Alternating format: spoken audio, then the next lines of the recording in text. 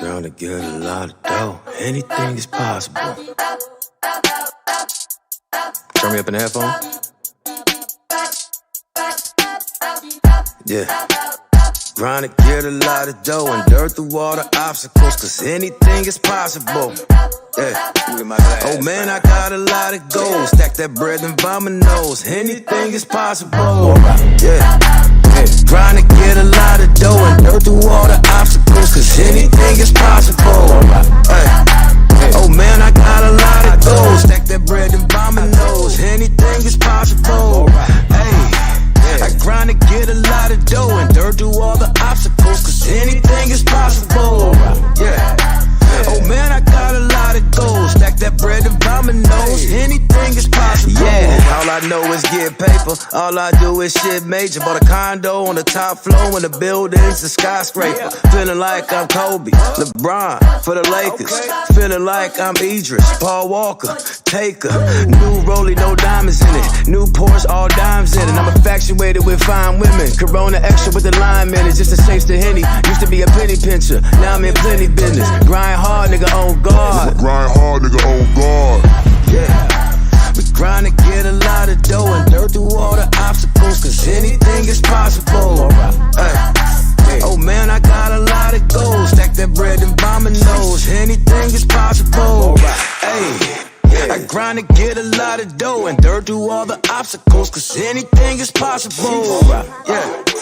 Oh man, I got a lot of goals. Stack that bread and vomit nose. Anything is possible. I lean with it, I rock with it. Locks under my socks fitted. Tahoe with the black tint. Houston girl, heavy accent, but my whole swag is magic. High five, fantastic. Make the money stretch like elastic. Making moves that you couldn't imagine. Eating, still watching my calories. Just to pull in that big boy salary. It's just the way that it has to be. I'm a bad boy, Mike Lowry. While I'm sipping this Henny, and all of my niggas is with me. Yeah, grind hard, nigga, on guard. Grind hard, nigga, on guard. Yeah. Grind to get a lot of dough and dirt through all the obstacles, cause anything is possible.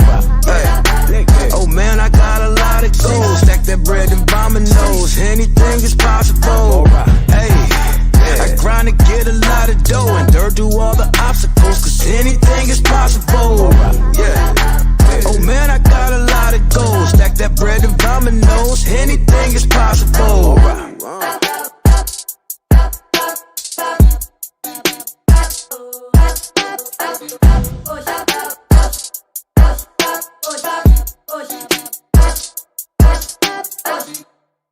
Mic check, homie.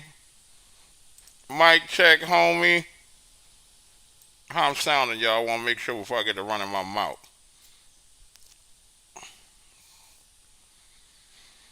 How I'm sounding? Give me a one if I'm sounding fantastic. I should be sounding great. I should be sounding beautiful. I should be sounding amazing. What's up, Red Love? Ladies and gentlemen, we are back with another episode of Talking Dogman. Now, the last episode, we had some great callers, man. We had some really, really good callers call in. Tell some great stories. The last caller, unfortunately, darling, I don't have the number saved in the system, but I owe you to finish your story. So if you happen to tune in while we're talking, feel free to call in 504-354-0143 and let me explain something to you guys. So, when you hear these live phone calls, I'm smoking a CAO flathead tonight, the little skinny boy, double Maduro, the 6.42. So, when you hear people calling in, and you hear me patiently listening to what they say and kind of going through their account, what you're doing is you're literally witnessing me do what I do in private live. It's not as strenuous, and it's not as I'm not as pokey live as I would be on private unless I start poking. You can tell when I'm poking into something I think is bullshit because you'll hear it. You'll hear me poke, and then you'll hear me say, okay, well, you need to explain this. You need to explain that.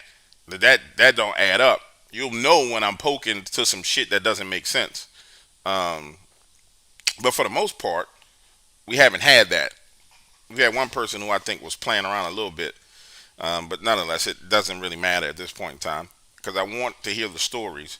It doesn't bother me if someone calls in and they making up some stuff. I hear it immediately, and they just have to be held accountable on their end. If they can live with calling in, telling lies, then I can live with you lying. You know what I'm saying?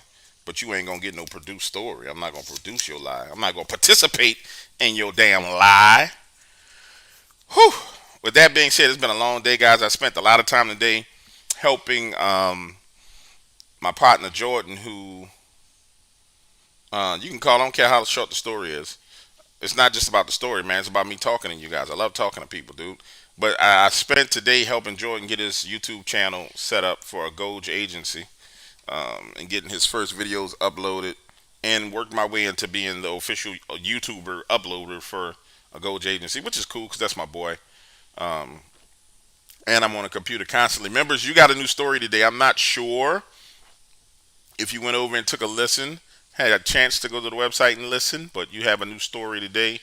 Um, you got a couple of tomorrow. You got plenty of stuff. You guys ain't running out of stuff. We got another Dogman story for tomorrow. I'm doing some pretty intense stories right now when it comes to Dogman. These are all A's and B pluses, and they're intense. Um, Shout out to everybody in the chat. I see my man Jean Paul.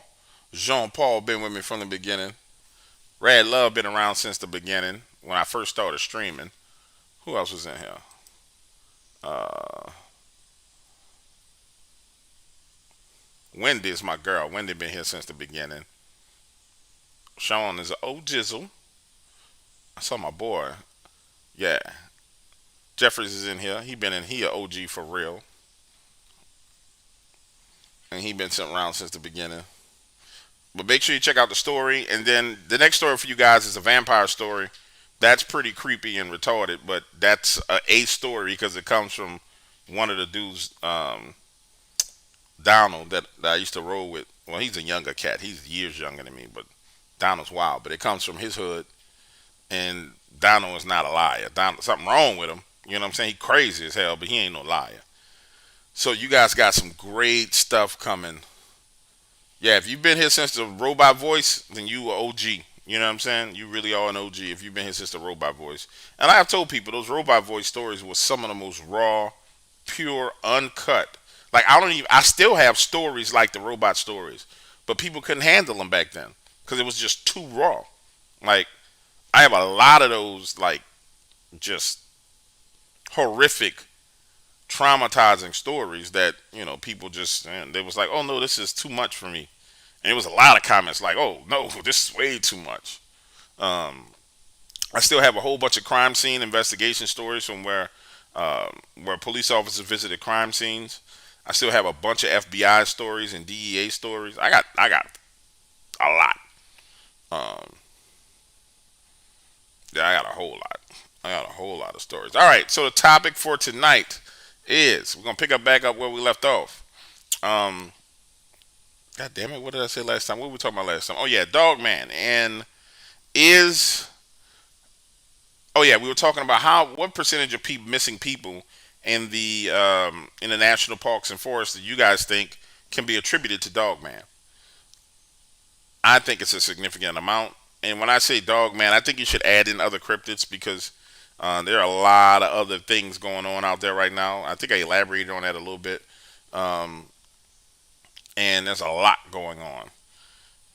You can't buy the Inhumans comic because those comics are going through their last revision out of Africa. The artist ended up getting sick.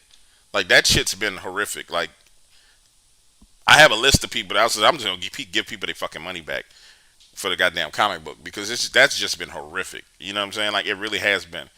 He took liberty to make characters colors that they shouldn't be, and change racial. Somebody's at my front door. And change the racial makeup of characters from one comic to the next. And I'm just like, get the fuck out of here, dude. You can't do that. So he's doing his revision, and I'm deep in the money with him on that. Like me and that dude kind of been going back and forth a lot on that one. Like we got a little beef over that, but it's business. It is what it is. So as soon as that comes, you guys will get it. You'll probably get the book. Um, you probably get the spiritual warfare book as a person who paid for the comic book. before you get the comic book. But you're definitely the spiritual warfare book is coming out now, but you get that free just because you paid for the comic book and it's been so fucking long. So you're getting that and you're getting the comic book. So that'll be done before the damn comic book is done. All right. The Harris vampire story was freaky. Yeah. You should hear the other vampire stories at the website. Like I'm really going into the vampires and the bat type creatures because there's two more bat humanoid bat encounters, and then there's a bunch of vampire stuff down here that I kind of held on to. What the hell I do with my lighter, y'all? That is not good. How can you conduct a show without your lighter, man? Well, that's not good. Let's see if it's in my pocket. Oh no, it wouldn't be in my pocket. That's too easy. Well, y'all gonna have to hold on.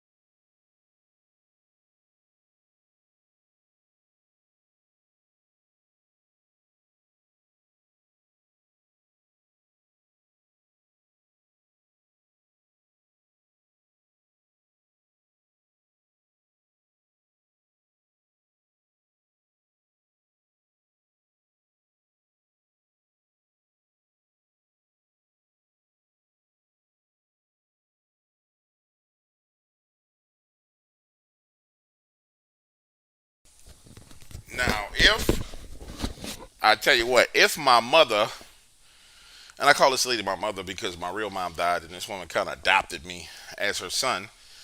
Um, if my mother, who was a general director at a radio station, heard what I just did just now, she would curse me out. She would be like, "You son of a bitch! You know you never, under any circumstances, leave dead air time going." But you know what? I'm gonna give y'all a good show, and cigars are my anchors for great shows, and I want to make it good. We had two calls. Call right back. I'm ready to talk. I'm sorry. I owe you an apology. I missed your call. Won't be the first time. I missed the call. Won't be the last time. But nonetheless, we got what we need. So I can get my swagger back. Okay.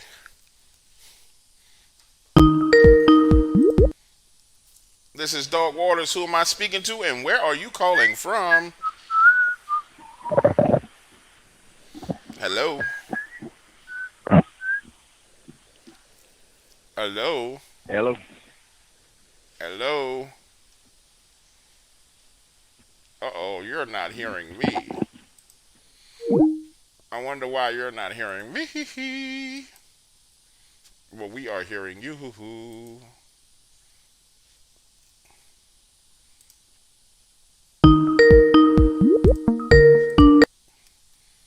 This is Dog Waters. Who am I speaking to, and where are you calling from?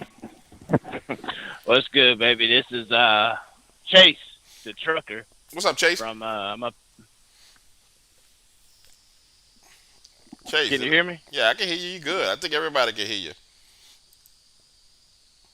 Not too much, man. I got a little echo, so I was trying to get this out. Can you hear me? Yeah, I can hear you pretty good. You got a bad All echo? right, perfect, perfect. Yeah, no, I had an echo because the show was still running on my phone. Oh, that's what it Yeah, I'm up was. here in I'm up here in Austin, man. Just left the border Oh, what you saw down on that over border? here. Oh, that's dropping off. Hell, I don't even know what the hell I was carrying. Some kind of steel or something. I don't even know what I'm carrying half the time.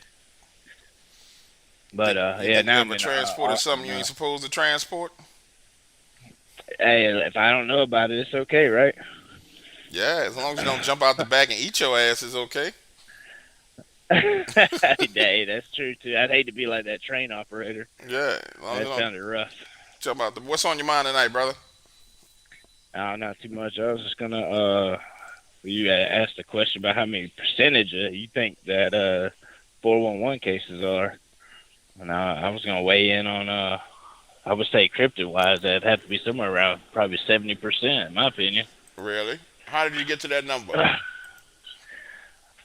I would say, obviously you're gonna have a good 10, 15% of dumbasses that are gonna get lost, and then the rest of it, man, I mean, just with all the connections, the disappearance, the bad weather, everything that kind of happens immediately after, it's kind of links to cryptids and, it could be Dogman, Bigfoot, whatever, any demonic, being. Yeah, I think it's definitely a high percentage. Um, Combined with the fact that there's clearly some kind of cover up going on when it comes to that. I think Yeah. Jeff is touching on that a lot. I think it's a high percentage. Um, and there's also been stories where truck drivers have had problems. A lot of truck drivers have had problems on the road. I know there was one where I talked to a guy. He swears he was ran off the road by two Bigfoots. Like they literally came out and cut in front of him Jesus. to run him off the road. Yeah, see, that's something I was gonna touch on with you. This I mean these let's say these beings, right, that are obviously there's some kind of demonic force running them. Do you think that, in your opinion, do you think that these beings are demon possessed, as in like just like how a human can be possessed by a demon if they open their vessel up, they can be possessed?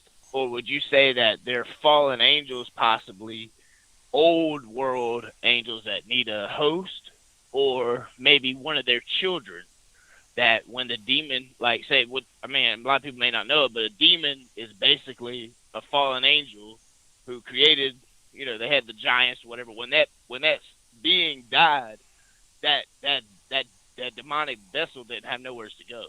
It couldn't go to heaven or hell. So that's why Enoch was, put that was able to put judgment on them, right?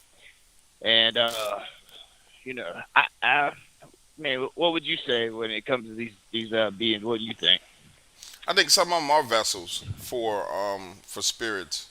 And you're right on the demonic beings and where they come from. They're just disembodied people that once Right. lived, or disembodied entities that thirst to live again. I think the way you can Right. tell the difference between if we're going flesh and blood encounters with dogmen, and we're going between a normal dogman creature that's been around for a long time, um, versus or a bloodline of creatures that's been around for a long time versus something that was genetically modified that's running around just a vessel, then you have to go by the encounter and the way the encounter that the person had. Because some people have dogman encounters where the dogman shows itself to them and goes on about his business. Other people have very, very aggressive encounters that are pretty much where they're being terrorized. I think when you start getting to Yeah. the encounters where people are being terrorized, now you're getting into something that's it is. Well, hold on. There's one more thing we got to add in there, where the person is being terrorized and they didn't start anything, meaning you didn't venture into their territory, you didn't shoot at one of them, you didn't throw a rock at one of them. They just came over to decide to screw over you and mess with you. I think that's when you kind of you can build a case for they may have some kind of demonic possession going on with them, or they may be a vessel for something demonic. So there's definitely a case for it. I don't think there's a way to know. There's well, you would have to have one. So there's been experiments ran in Japan where people they did a test group of like 12 people who they allowed to get drunk on alcohol, and then um, 12 sober people, and they were able to test their auras and their magnetic fields around their bodies. And the people who had been inebriated, their fields were so low that they were able to say that these people could be possessed. The people who never had Wow. anything to drink, they were fine. But they concluded that Yeah. drinking led to possession. So we know that if a human being can be put into a state where their magnetic fields and their shields or their light is so low that they can be temporarily possessed, then I think it's not a far stretch to jump to the point to say that an empty vessel can easily be possessed. You know what I'm saying? That's interesting. You said that. I would check this out, right? So it's in the Apocrypha. I'm pretty sure. I can't remember the exact scripture and everything, but I remember this story that I had read in one of the books. It said that one of the mightiest kings at the time was looking to find out what the most powerful thing on the earth was. So he got three of the most wisest men in the world that he could find. And the first man came to him and said, "Look, I believe that alcohol is the most potent thing because when a man gets drunken, he gets drunken, he'll do stuff, he'll destroy his family, he'll do all these things, he'll do whatever for alcohol." And then the other wise man said, "I believe the king is the most powerful thing in the world because the king has the power to do anything. He can create hundreds of thousands of people to die at one time, go to war, the whole nine yards." And the last wise man, he said the most powerful thing on the earth is a woman. He said that, matter of fact, I just saw you today, king. I saw the king today let one of the maidservants take his crown off his head and slap him in the face, laughing and playing. Now, if any man had done that, he would have been beheaded. And a man will work his entire life and give everything to the woman. And so the moral of that story was the most powerful thing on this earth was a woman. But the alcohol had a huge play in it, too. Well, You heard that story? probably, and I've never heard that story, but I think it probably Yeah. used to be a woman because nowadays there are people who claim to be women who aren't women. So, um, you know what I'm saying? So I don't know if we can go with Man, I'm that. about to spit my drink out. I'm just keeping it real. You know what I'm saying? So I don't know. I think the ladies gave up Yeah. they gave up their whole throne playing nice. Nah, man, there's some good virtuous women out there, man. They just listen. The most I said, the most rarest thing in the earth at the end of the day is to be a man. He'll be like fine gold, a real man. A man that chases the Most High. But yeah, man, it's a lot of interesting stuff, man. Yeah, listen, man, I just want to tell you, I appreciate you, and yeah, hey, Hey, dude, you're Sean helping said a you lot had of a story people. about a frog, man. Tell me the frog story. Oh yeah, I picked up. Nah, man, I picked up a story from a trucker. Basically, it was over there. I believe it was right off of 301, Hmm. and so basically what it was is it was 301 near Jacksonville, not too far out of Jacksonville. It's right off of 301. I guess it would be like Green Cove Spring, in between Green Cove Spring and I-10. Hmm. 301 hits I-10. It was during the day. He was all by himself, and the guy was driving down the road. He saw, I guess, a 4 or 5 foot tall creature come out on two legs, but he said it looked just like a frog, and it ran across the road. And he was the only one that seen it. Just ran across the road, and that was it. That's all he saw of it. And then I had another quick story. He said it looked like a frog, man. He said it looked like a frog, and it was like 4 or 5 feet tall. Which I'm kind of curious. Maybe it might have been a reptilian or something. I don't know. But I had another driver tell me a story, something similar. He was in Louisiana on one of the back roads, and he was coming up on a bridge, where it's like a creek or something, or over there, you got all the waterways or whatever, canals. But he said he saw something come out like it was crawling. You know how like a spider crawls real fast, Yeah. like that. It takes real wide stand, like a wide swooping motion, like an alligator. That's what he thought it was at first. But right when it came out doing that crawling thing real fast. It came up on 2 legs and ran out. Right, just ran right in the water. And that was about the time he was passing. So he was trying to look back, and he said that He said he thought it was an alligator, but when it came up, and he got a better glance at it, that it had a head like a lizard, but its body had a tail and everything. He said his body looked like an alligator, but he had a lizard-like head, and that's all he saw dart off into the water. I can't remember the guy's name. This was about, I want to say 6-7 months ago. This guy told me that story. Well, we do have lizard man down here in Louisiana for sure. We Yeah, definitely yeah. have. That's definitely here.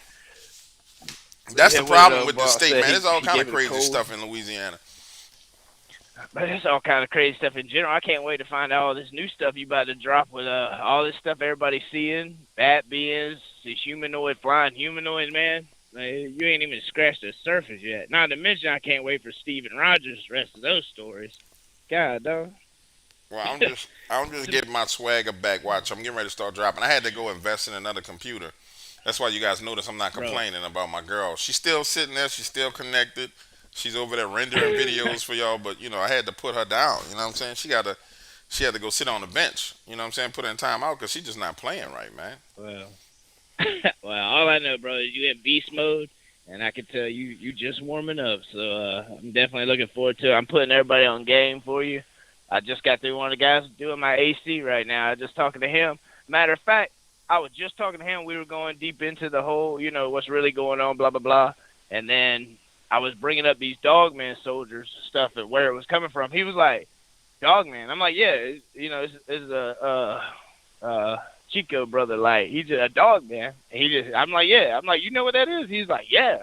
I'm like, you seen one? He was like, no. I'm like, well, how you know about it? He was like, one of the Russians was in here talking about it. He was showing me pictures talking about this stuff, and he was telling me that they were doing some kind of program with them, like the Russians were, like, because they deal with a lot of Russians that come through here.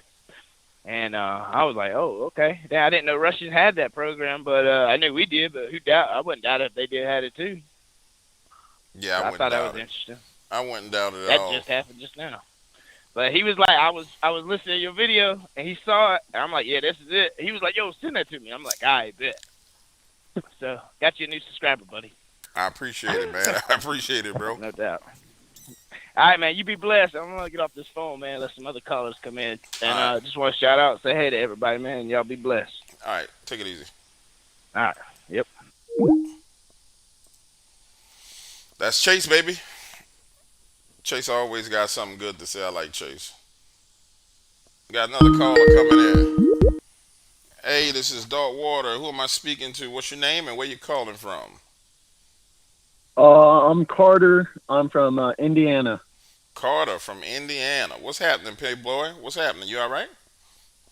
Yeah, I'm chilling. I'm at work doing pizza deliveries, but it's pretty dead.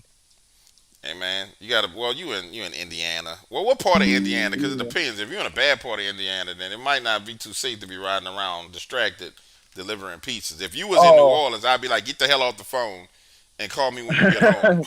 You know what I'm saying? No, I'm just parked outside the store. We got no deliveries tonight, so. That sucks. That means no tips, man. I'm sorry to hear that. Yeah, it's okay though. I'm getting an hourly on top, so it's all right. Not It's too all bad. good. What's your answer to the question, or did you have something else on your mind? Well, yeah, I got a friend who had a Dogman story I figured I'd share. Go ahead, shoot. So I didn't get a lot of details out of him because he didn't like talking about it, but he's out in California, and he was out hunting with his dad and a friend, and they're just walking back to their cabin and laughing, joking about stuff, and then they all just go quiet. And they look, they turn, and they see outside their cabin, he said it looked 6'5" to 6'10", standing on 2 legs. Basically, he just said a werewolf-looking thing. He said it was really skinny, but its legs were really built. And then he said it looked like it didn't see them. it was standing in front of the porch light.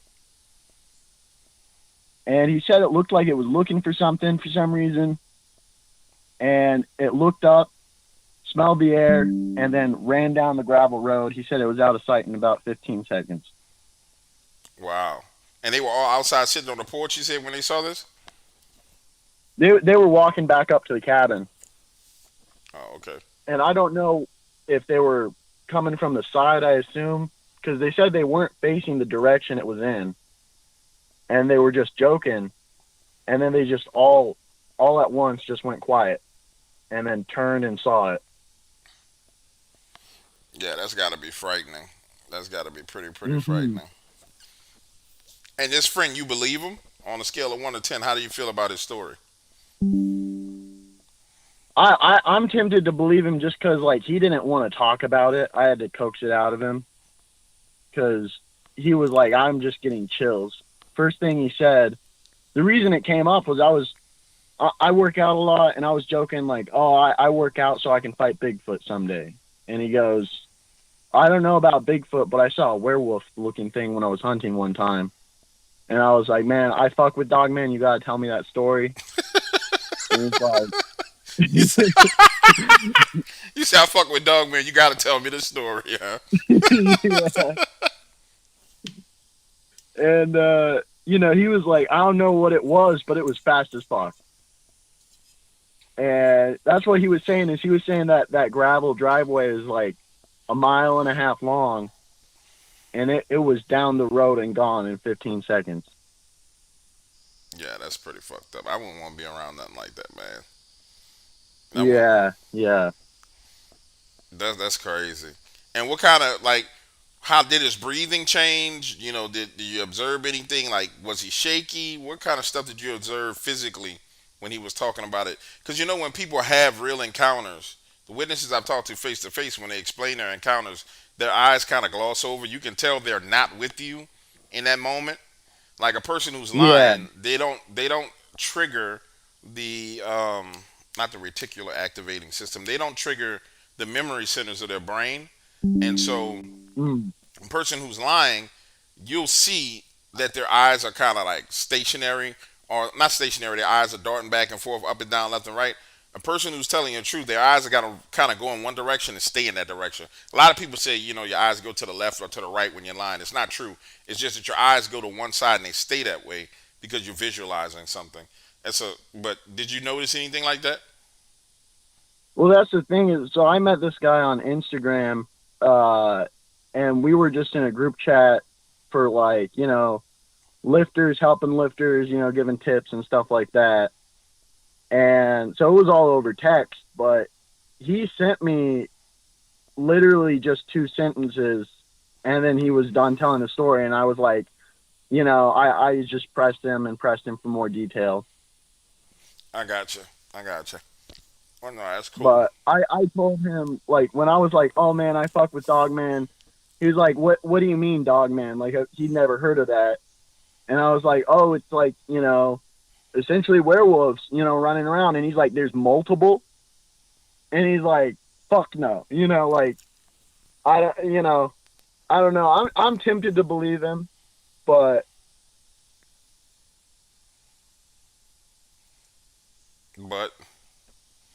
I know it would have been better if I could have, FaceTimed him or something, but I mean, I got a first-hand story about Bigfoot. I love stories, bro. You can tell whatever story you want. I love stories. I was just wondering if you believe that guy. But go ahead. What's the Bigfoot story?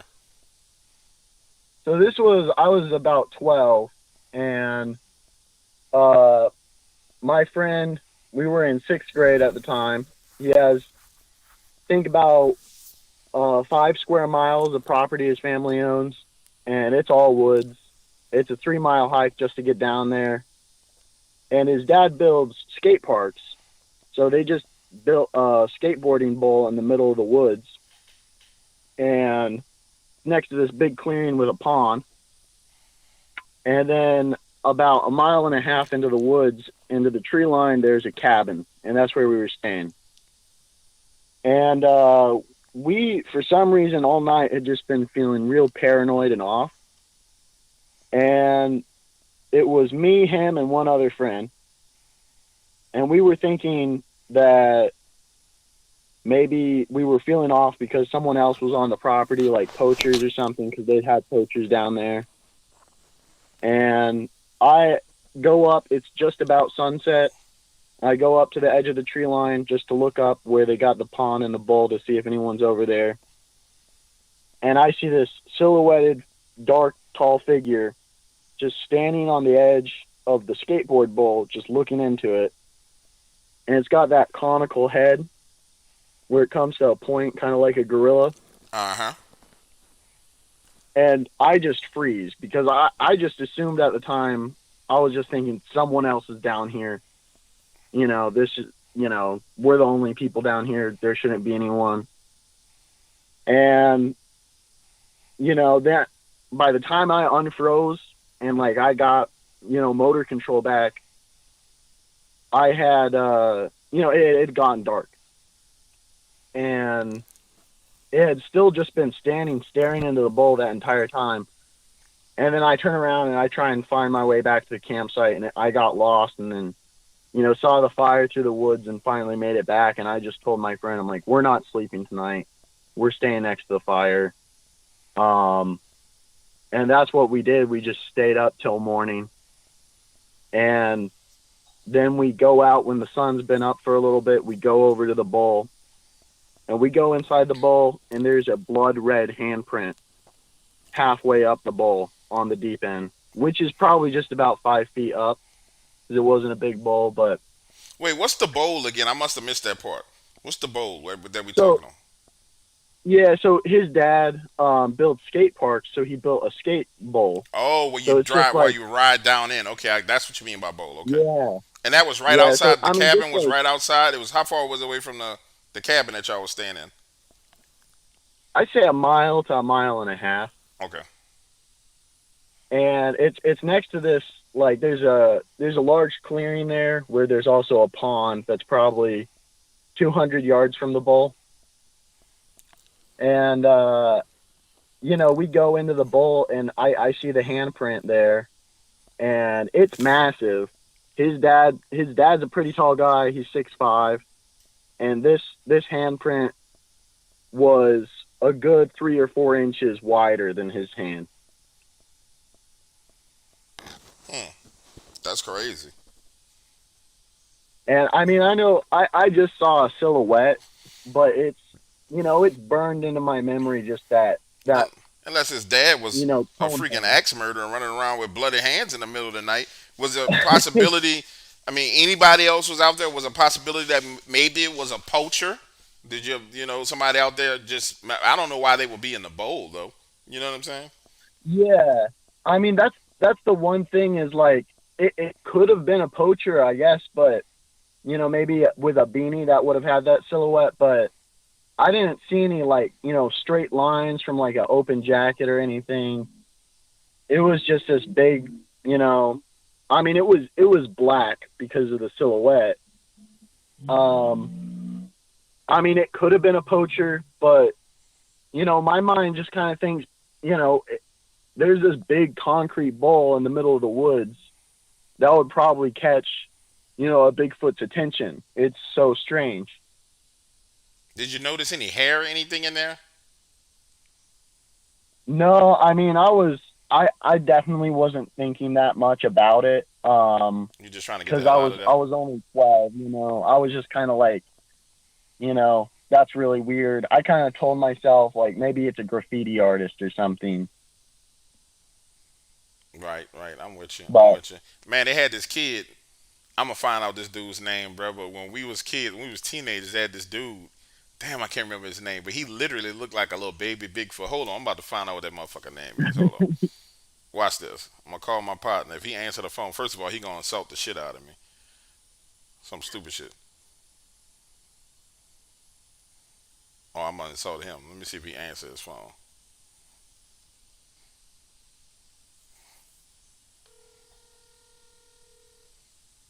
Cause I'm trying to remember this kid's name. He fucking had a big conical head, man, like Bigfoot. Motherfucker had a oh yeah, Bigfoot head for real. Hold on, let me see if he answer. Hold on, let me see.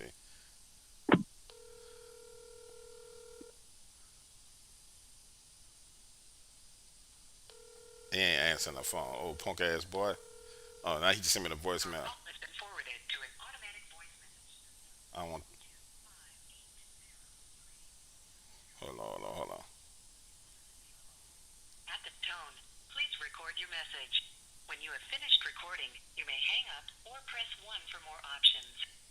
Hey, fuck boy, answer your phone, you big head monkey head ass boy. I gotta ask you a question. I know you see me calling you. Call me back. Get your thumb out your booty and call me. Um, I can't remember this kid's name, bro. But so we used to play basketball, right? And in the Uh-huh. neighborhood, it was like who had the basketball goal. So he had a goal, and so he would get mad if he dunked on his goal. But we would all put his goal like 8 feet and just dunk all over his shit. And I just remember that big ass Bigfoot head because he had like a regular forehead. Then his head went Uh-huh. up higher off his forehead. And it was just crazy. He looked like Huh. Bigfoot, man. I swear to God, he looked like Bigfoot. But I can't remember that kid's That's name. And funny. then he had a sister that looked like a fucking Bigfoot with titties. That shit was crazy, man. That shit was wild. That's some I bad can't. luck. I hope Coach called me back because he gonna act a fool. I'm telling you, he gonna be like, yeah, how you don't remember that motherfucker name? You broke his goal. He gonna go clean the fuck off. But well, man, that Bigfoot encounter. Did you when you saw it in the coming out of the bowl or near the bowl? I guess the only thing you can go is what was your body saying to you when that happened? Like body wise, like were Well, you feeling fear? What were you feeling? yeah, I was just petrified.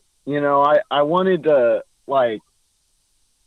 I mean, I was probably 300-400 yards away from the bowl because I had gone around to the edge of the pond basically, and I just for some reason like I just was like, man, if I move, I'm gonna get noticed.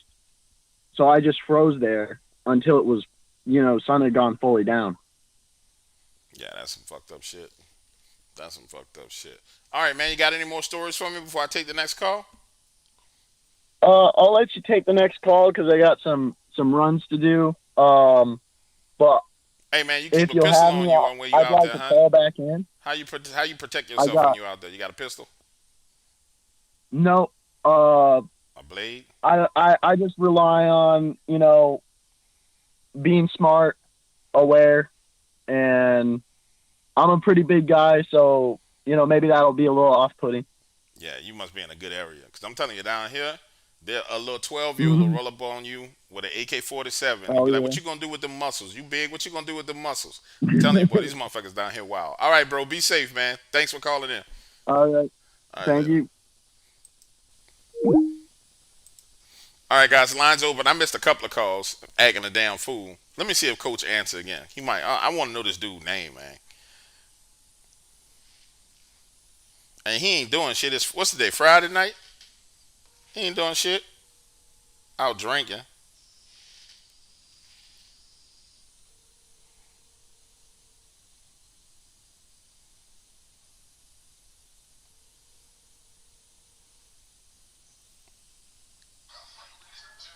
Hey, Coach. Hey, remember that boy in our neighborhood that we used to play basketball with? They had the big head, look like a monkey. What was his name? Damon. That was his name. Big head. That him. He had a sister that looked like a monkey too, huh?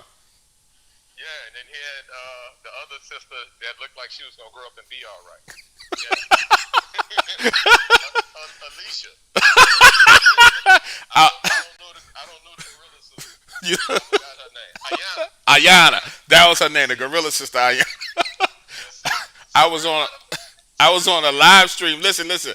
I was on a live stream. We talking about Bigfoot and shit, motherfuckers. I told him we had a little kid in our neighborhood that looked like a fucking Bigfoot.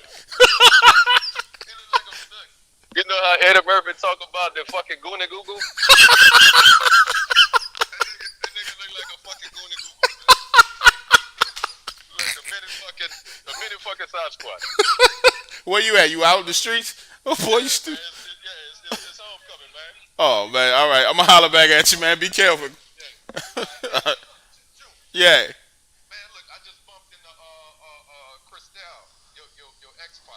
Oh yeah, big head Christelle. She still got all that acne on her face and shit.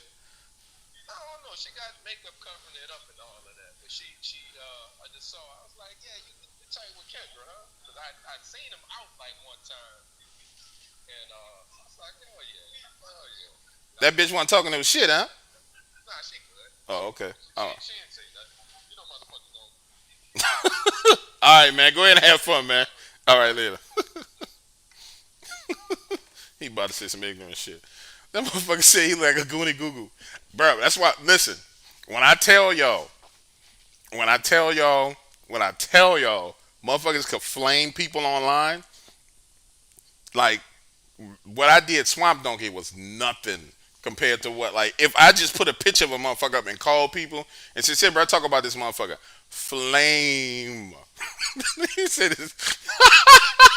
He said her sister looked like she was gonna be all right, but I'm telling you, dude, they look like motherfucking Bigfoots, fucking straight up Bigfoots. Oh my god.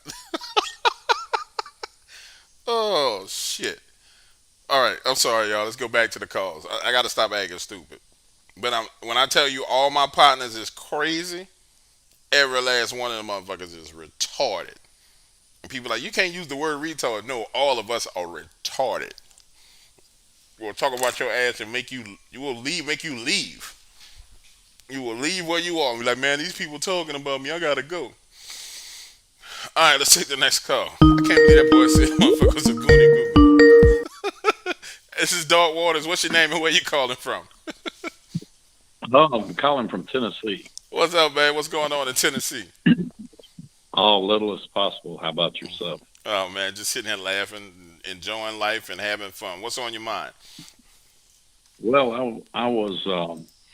Do you have any sightings that you hear of or stories from like the West Tennessee area that you're going to be putting out, or anything you hear, any activity in this area, so to speak? I know you've talked about Memphis area some, but I didn't know if you have much that you hear from this area and kind of the. You talking about Let's give you Northwest more. Tennessee? Yeah, kind of like Jackson. You know where Jackson, Tennessee is, that area, and even north of there. I have a couple that are. How far is Jackson from Memphis? It's about 70 miles. So there's.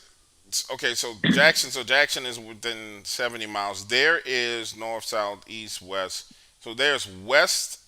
There's southwest of Memphis, and then there's west of Memphis, like 180 miles, if I'm not mistaken, is that's where the area is. But I do have two Dogman encounters in like within that vicinity. I don't think they're in Jackson though, because I don't think that's the exact location. Now, yeah, now we are say it's 70 miles. We're east of Memphis, Okay, so you're east of toward Memphis. toward Nashville. I said west. I meant east going. I'm saying west, thinking the wrong way. I'm saying east, not west. I'm being retarded. Yeah, because north, south, east, west, north, south, east. Yeah, east. Yeah. So there's some Okay. stuff in that area, but I'm not sure if it's Jackson. I'll tell you what though. Those Dogman encounters are scheduled. Let me see. Where's the whiteboard? One of them was a guy. There it is. One of them is a guy who was at his car on the side of the road, and one of them is a hunter. But those probably won't hit until next month. Okay. Uh, I knew you said you not that I'm going because you've told people they don't need to go, but I did hear your last show that you're going to be giving out some areas that where they really roam or where they pass through somewhat. Didn't you talk about doing that here last week? I gave the map has been out for a while, but the actual coordinates, the coordinates have been out. Like coordinates are posted everywhere. Like I got coordinates posted on Oh, Facebook. They're on. If you want to find specific locations, go to my community tab on the Dark Waters channel and start scrolling down. You probably need to go back about what 6 months, guys, and you'll start running into coordinates. Or you can go to Facebook to my Facebook page and you'll find coordinates within the past 3 months. But it's out there. It's everywhere. wow. Another question.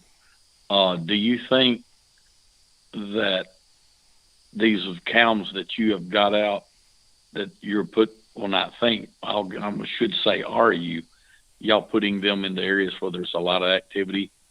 Because you say that they won't walk in front of a camera somewhat from all the stories I've heard.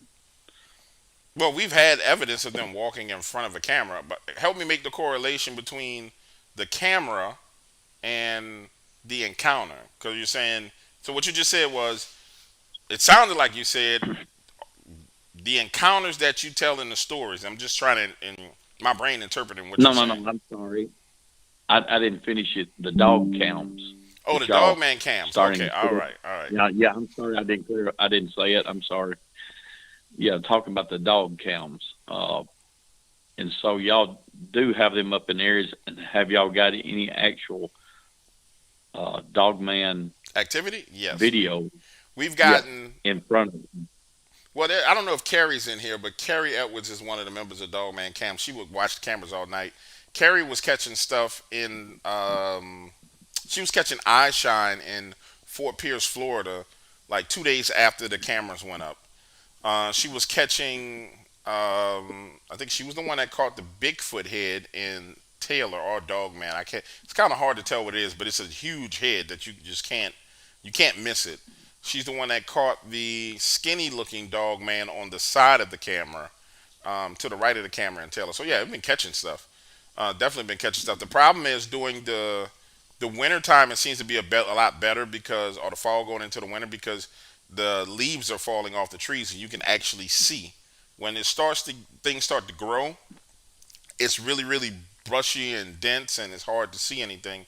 Um, that's where the audio comes in. So you even turn on the audio on the cameras and you'll hear stuff.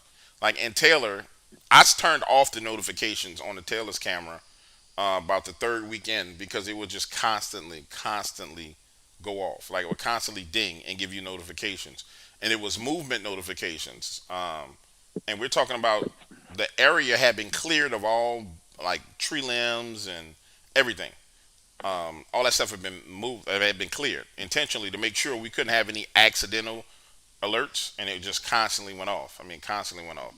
So yeah, they're in areas where there's activity, and if you watch, you'll definitely see something. You, if you don't see something, you're definitely gonna hear something for sure. Wow, that's something. Changing the subject lightly. Are you going to be doing interviews with people that you've done your stories with, or about, or anything in the future? Yeah, I've done a lot of interviews with people who the stories have been with. Your live ones, like right now. I'm not sure. It's just a live call-in show. So for me, it would somebody would have to go through a lot of. They would have to go through a lot more vetting before I actually did a formal interview with them. Like they would have to go through the ringer, just because of the way they're coming in, and because it's such a rush format. It would have to be.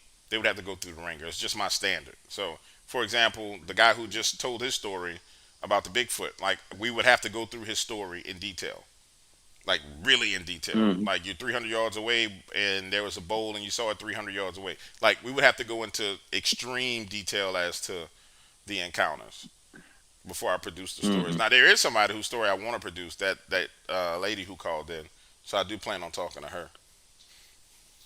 Well, you producing these shows, these on your website. Of course, I'm a member, and even those on YouTube that you release, I just can't get enough of them.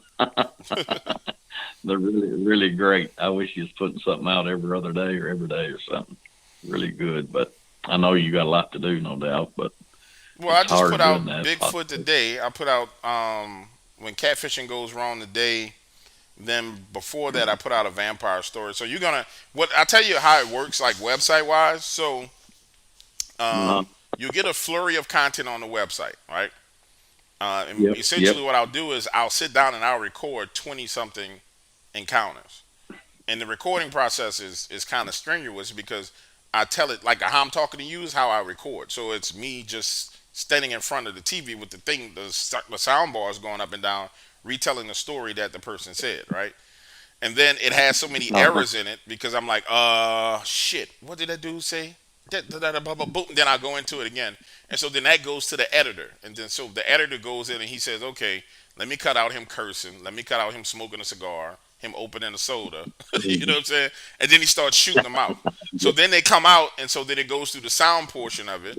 And so then they start, once all of them going through the sound portion to where everything, the sound is done on all 20, then they start rolling out. And it's boom, boom, boom, boom, boom, boom, boom. It's like, then I load the magazine again, and then it's boom, boom, boom, boom, boom.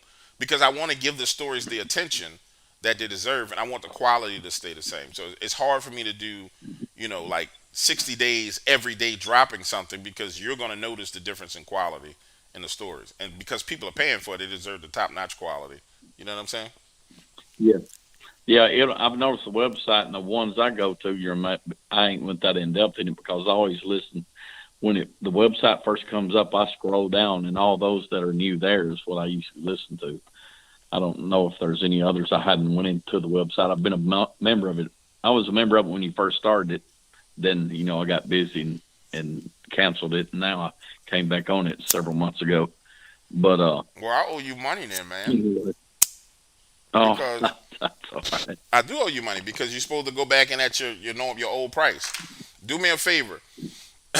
When you get a chance, I don't know, if you call me for phone, text me to this same number here on Skype. Just text me when you hang up your first and last name, and then when I go through the audit again, I'll go back, find what your original price was, put you at your original price, then send you your money back, because that's the whole purpose of it. Like, your price is locked. You just got to let me know. Oh man, I can't. I was in 2019. I was on, and then I didn't come back to 2021. Well, you got to go back to that price. It happens all the time. People go all the way back to their original price, and then they get their money back. Oh wow. Okay. Yes. Okay. I'll do that. I sure will. And as far as telling a story, I've listened to Dogman, Werewolf, Bigfoot. There ain't nobody out there can tell a story like you do. Hands down. You've got it. You've literally got it. And, I appreciate that.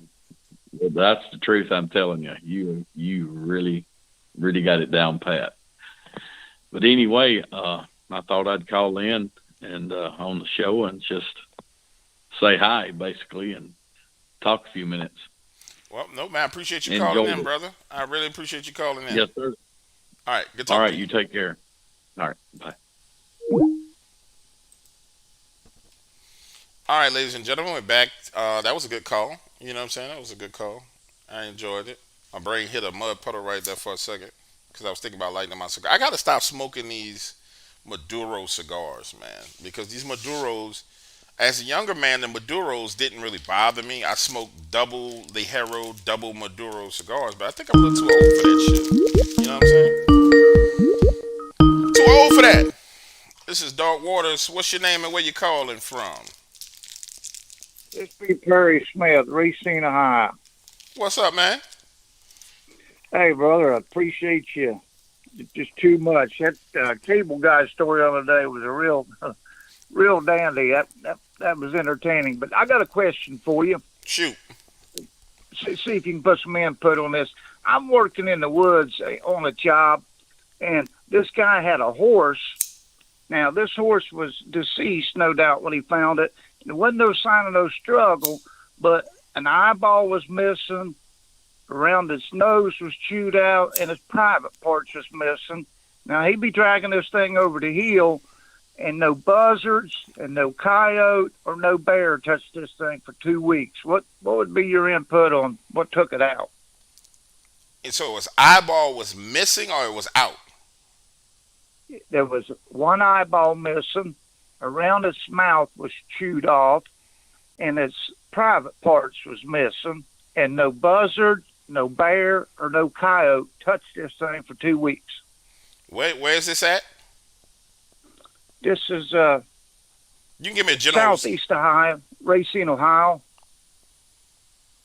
Southeast. Hold on. I gotta look.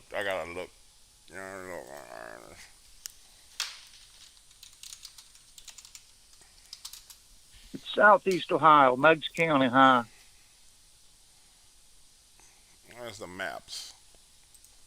I just wondered your input on that. What kind of took it out or whatever. It was. I mean, it was a strange occurrence. What was the county again? Meigs County. Makes, Makes. MEIGS, the big green county, always noted for herb years ago. Give me 1 second.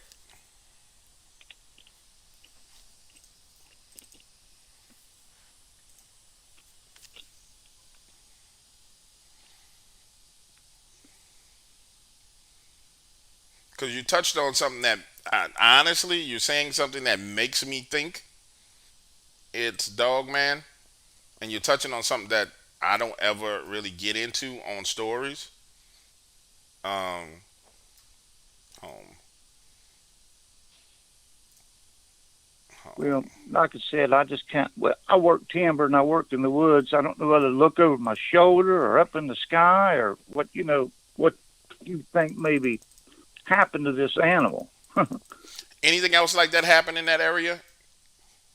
Well, not that I know of, but people around here. I mean, the guy I'm working on, he was wanting to tell me a story, and it took him like 3 times to put it out there, and he looked at me kind of weird. He didn't want to tell me. You see what I'm saying?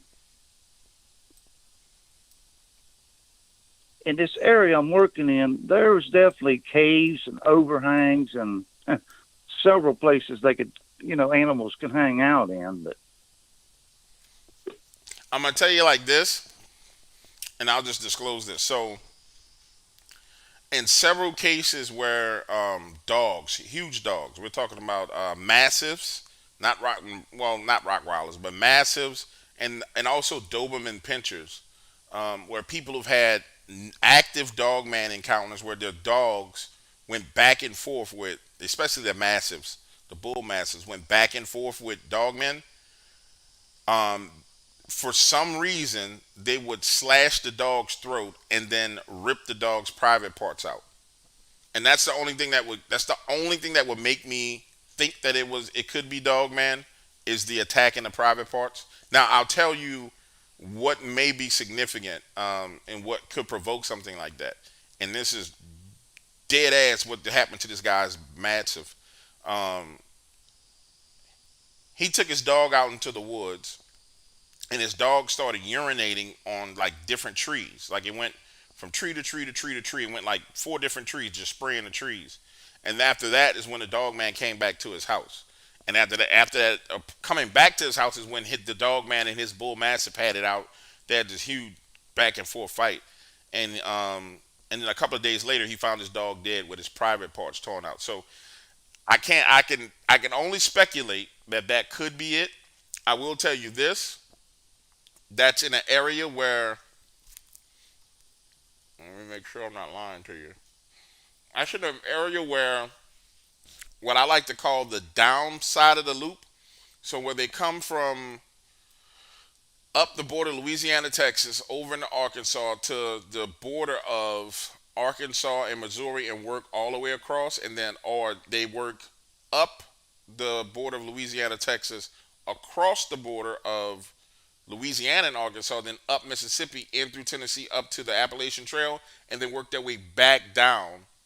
And you guys are at the very top of that loop where they work their way back down. You're literally at the top of that loop. So if you look at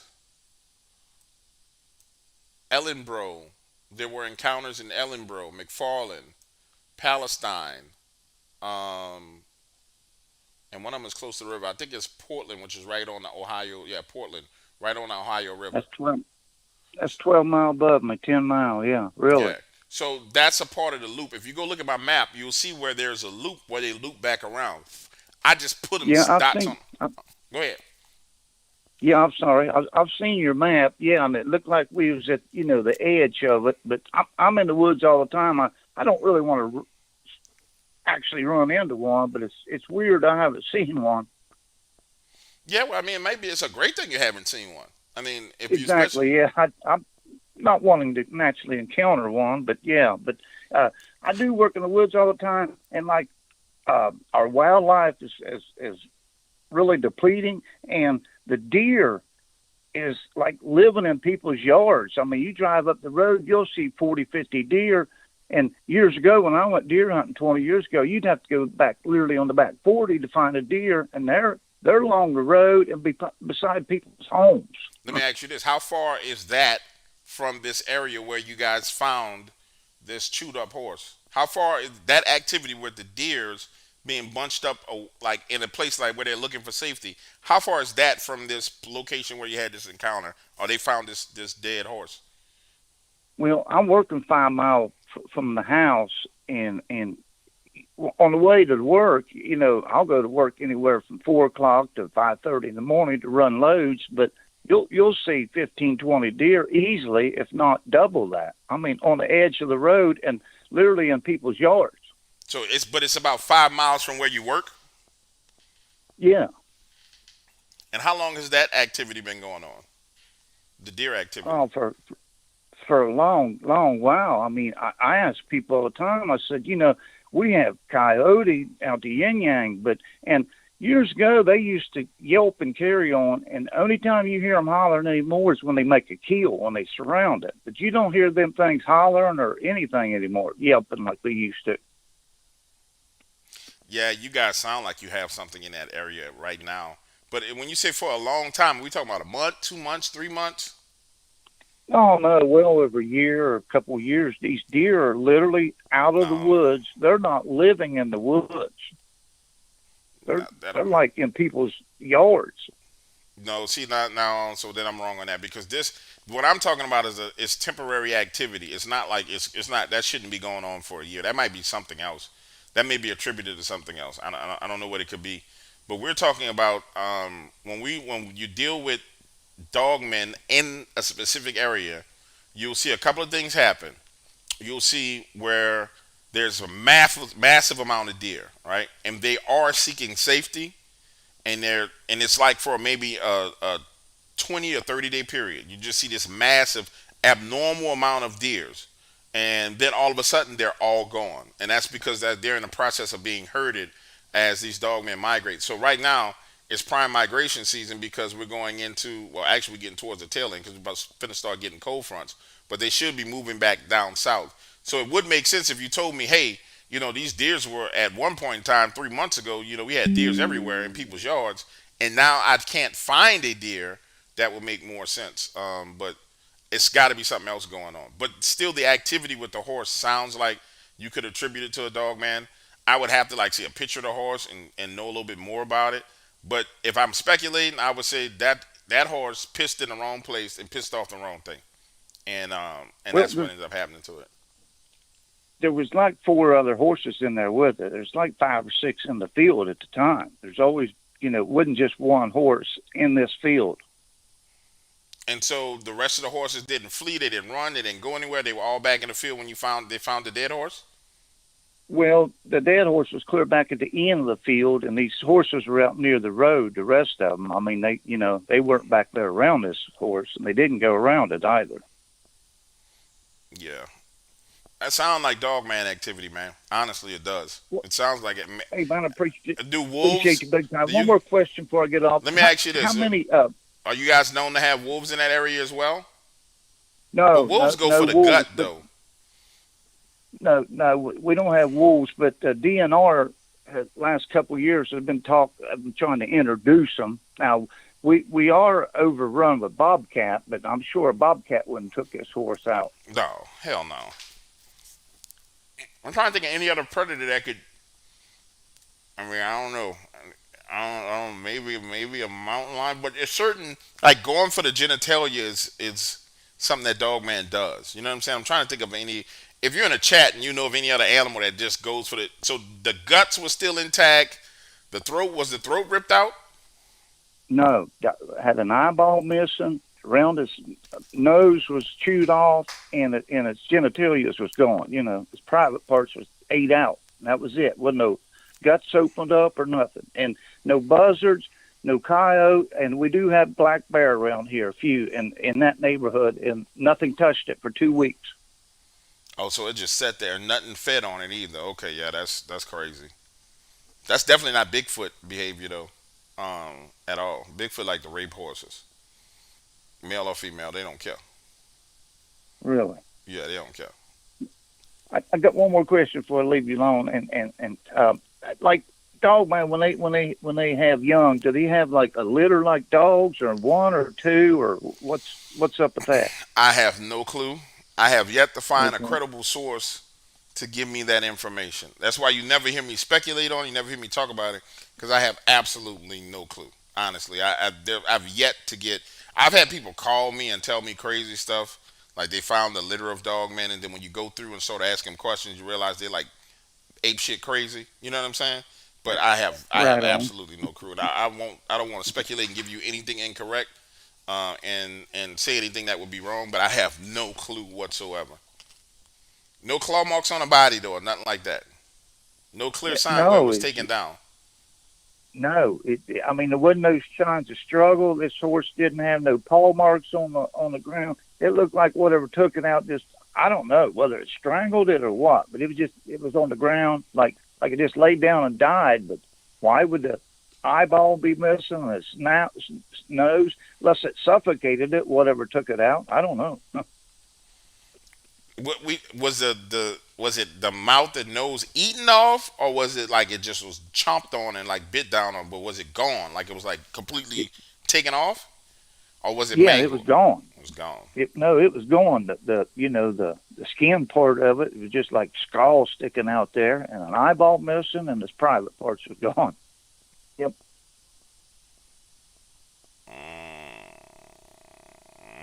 I don't know.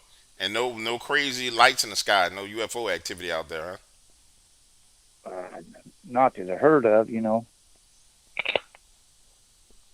I would stick a pin in it and call it dog man. I would just if you're worried about it in the woods, man, just be aware of your surroundings and be aware of how the woods are reacting to you being there. Your body will tell you when one of these things are around. Um, your body will tell you. But my body told me for sure. Like I knew something was there. It was no doubt. It wasn't like, oh, maybe there's something there. Fuck no, I knew. You know what I'm saying? So your body will tell you But, something is there.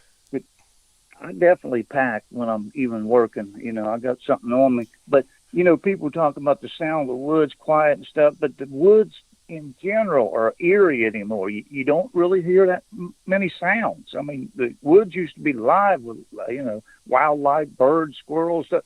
You don't hear anything. It's like your ears is ringing, trying to hear something. Yeah. And that's why you're working. Has anybody else noticed that as well? Well, it's hard to find any workers. Only people really doing hard labor anymore is prostitutes. Sorry for saying that, but that's the truth. I work by myself. I work timber, and nobody will work, man. Yeah, that's because they're getting all that government money, man. Yeah, right on. Pay them to stay at home. Pay them to stay at home, destroy the whole economy, and send us straight to hell, baby. That's what they're doing. Yeah, we go in there in a handbasket for sure. Well, listen, man, I'm going to get off here so somebody else get in there, but I wanted to run that by you, just see what your input would be. I'm gonna make some calls. I'm gonna call Linda Godfrey and talk to her about that specific form of mutilation, and see see what her take is on it. Okay, man. Appreciate you. Thank Okay, you. no problem. Good talking to you. You too. Bye. That's wild. I think you guys may have hit the nail on the head. It sounds like it could be cattle mutilation, but um, that's why I say we kind of need to see a picture because when you start talking about mutilations of cattle, and it's not eaten like genital mutilations for like cattle mutilations. It's not eaten out. It's like it's cut out surgically for the most part. Let's see what we got next. Hey, this is Dark Waters. What's your name and where you calling from? All right, I'm Marty. I'm calling from Missouri. I'm actually from California. What up, Marty? What's I had happening to with you? leave. So, I actually saw one of those dogmen things in California, in kind of a weird area. You talking about like in like an urban heading- area? Well, I live very rural, so like you have the foothills out there, and there's it's a town, but there's a man-made lake there, so it's like you can find it on a map really easily. It's called Shaver Lake. Mm-hmm. Behind that is Huntington, and then like that is a direct path over into Nevada and some other areas. because like you just go over giant mountain over giant mountain, and then you're down. Because like 50 miles up the mountain past Shaver Lake, nobody lives there. There's no way to even get back past there unless you're going like sled dog or quad snowmobile. There's just nothing out there. So at the bottom of those mountains there's a little area that's called Toll House, and then within that county there's Burro Valley North and Burro Valley South. They're very close. Like the whole area is like 2 miles by 2 miles. Okay. It's a rural, like, giant cul-de-sac. Wow. And so what were you doing when you saw it? I was being a kid. I was like 19 to 21-ish. And I was like I'd just gotten out of college, and that wasn't working, and I had to like revamp and restart my life again. So I was like, I need to fucking figure it out, you know? So I was going for a walk, and you go down from where I lived, just up the road a little bit, you hit the main road, which you can take that down the hill and connect to Burro Valley South, because I lived on Burro Valley North. And you could actually take Burro Valley South all the way down and then around where it hits the main road again, which is actually just a little ways past the other exit for Burro Valley North. So you could do a loop if you really wanted to. I mean, it's like a 7 or 8 mile loop, but you could do it. And So me and my buddy were, we rode our bikes down, well, they were scooters. They weren't even bikes. It was all downhill from where we were at.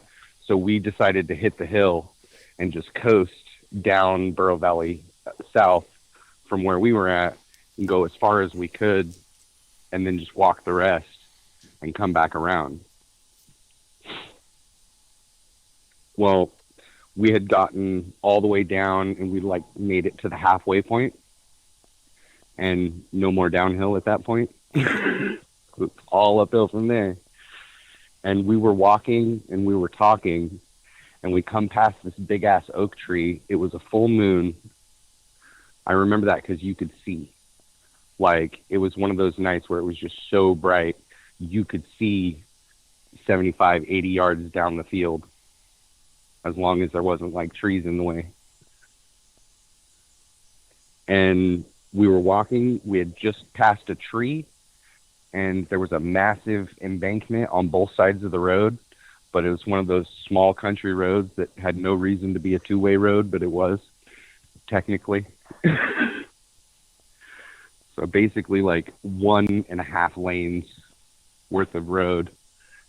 And this thing fucking just jumped over the fence line, over the fence, all the way, landed on the double yellow, and then over the other side, over the other fences, and then zigzagged through the field. How did your friends react to that? Well, me and my buddy, we were walking, we were talking, and then we see this black, and we just froze. Because we were just so taken by surprise, and it was just all of a sudden there was this black thing, and it's landing in front of us, and it has like these gold eyes, and it looks up as it's like absorbing the impact on the road. It turns its head, like, and its eyes shift real quick, and then it's over the other fence, and it jumps like 3 times, and it's gone like 150 yards off 3 jumps. That's crazy. This thing was like almost the size of a horse.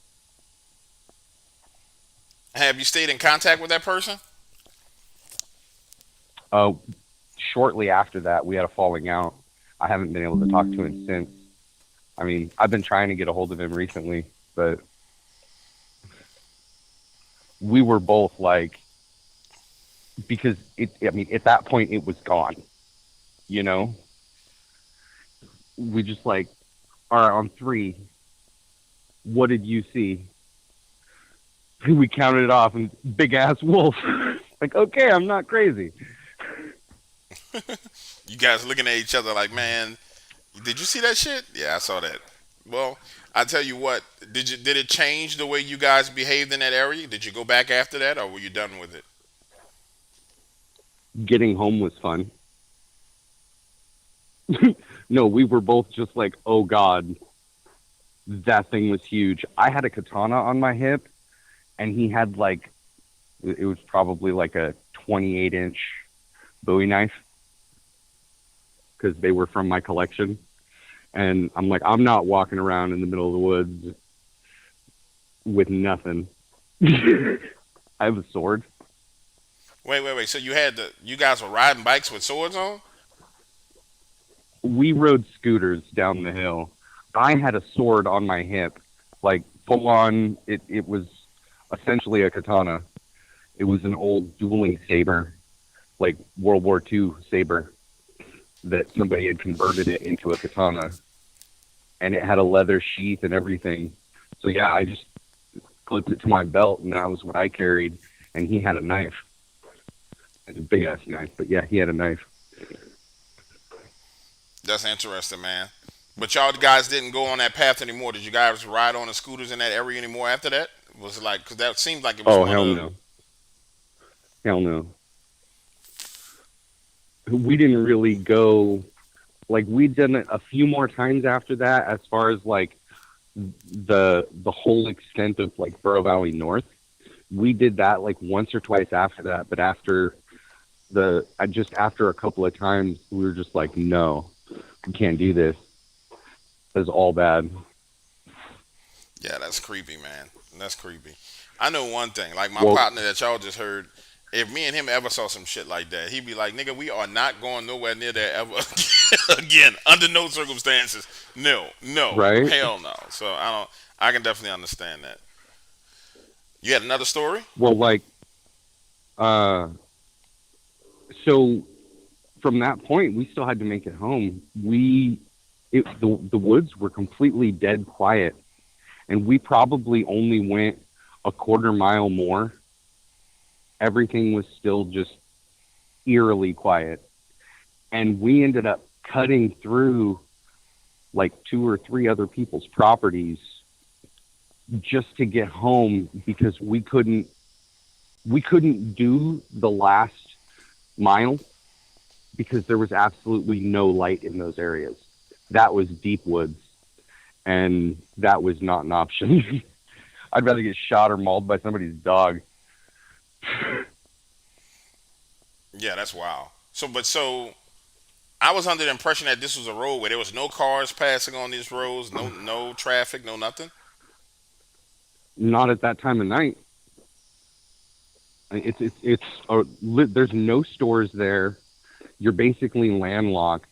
It's purely housing out in the lower valley of timber. Oh wow! So that's really rural. Yeah, and you're at the bottom of this major mountain range, right next to 2 different reservations. Yeah, y'all was asking for trouble though, bro. I just lived there. Yeah, you're asking for trouble rolling around at night. If you basically walking into land that's butting up against 2 different Indian reservations, or even if it's just 2 different wildlife reservations, you're asking for trouble. Ain't no telling what the hell is out there. Just a mile. We were only a mile away from the first reservation. Wow, yeah. And we said reservation, we're talking about Native American reservation, or Indian we reservation. talking about, huh? Indian reservation. Yeah, y'all asking for all kind of trouble. You asking for all kind of trouble. I don't even think they go out walking around on a reservation at night anywhere. You know what I'm saying? Like, y'all asking for all kind of trouble. But that's the area you live in. So. Oh yeah, I used to know a lot of them growing up. Really? Did they ever warn you guys about anything in the woods?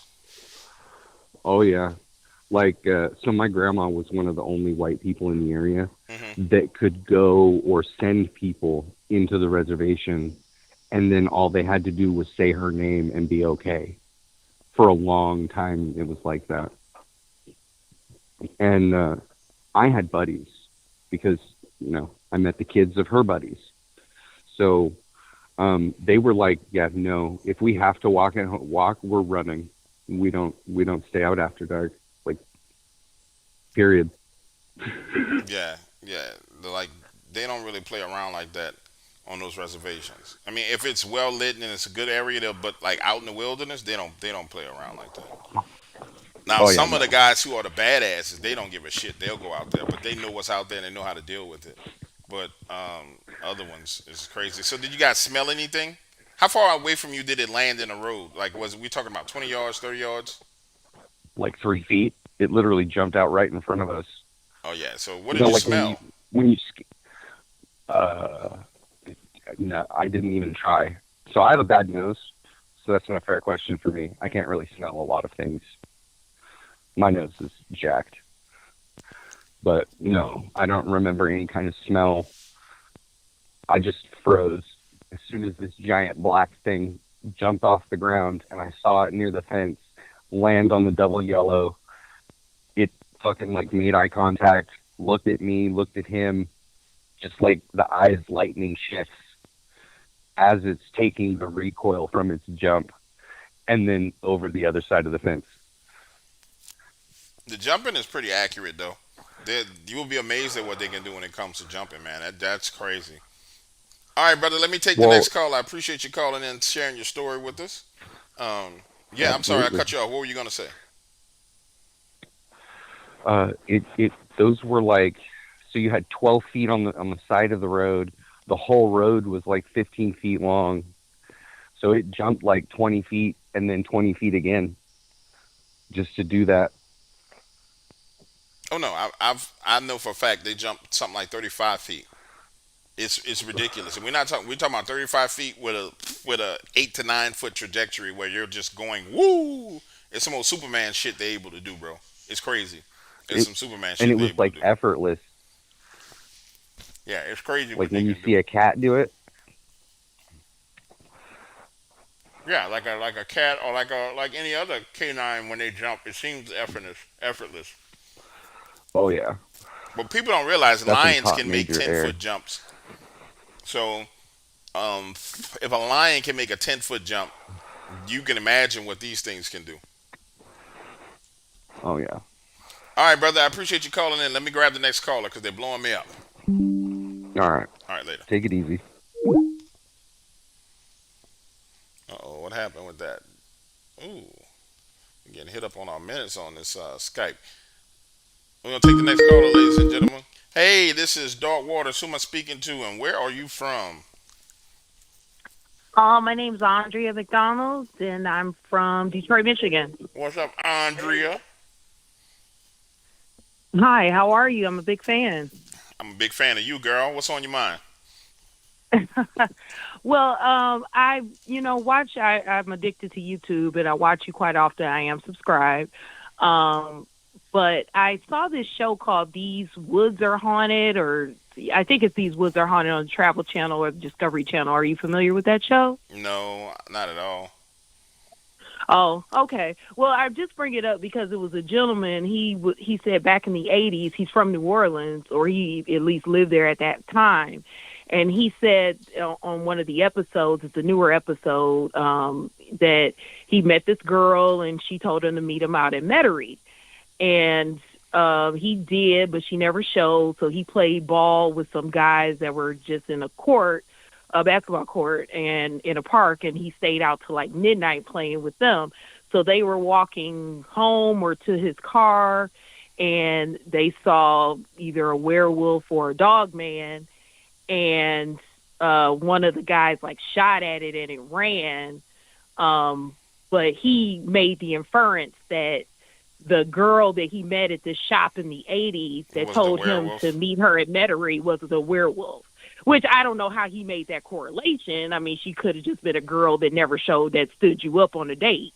Yeah, he could But have not put since deodorant it on, was and she didn't like how he smelled. That could have been. Yeah, that's crazy. right. But Little I stanky booty mean, little boy. I was just wondering, had you seen that episode? Did you know that gentleman since New Orleans is your stopping ground? I I don't was really just watch much curious. TV, and I'll tell you what, Metairie. Um, I'm trying to think of where in Metairie. Well, if he's prefacing it being a werewolf, not a dog man, like a woman who turned into a wolf, I guess you could say something like that would happen. But Metairie is a suburb. So if you got a park in Metairie, you got a grocery store across the street, you got houses across the street. It's well lit. I don't see. Well, he said this was like the early '80s or something, or the mid '80s. Would it have been that populated Yeah, even then? hell yeah, Oh, okay. hell yeah. I would have to go watch the episode to see. But Yeah, I think it's season 3. If you have Discovery Channel, like you can just pull it up.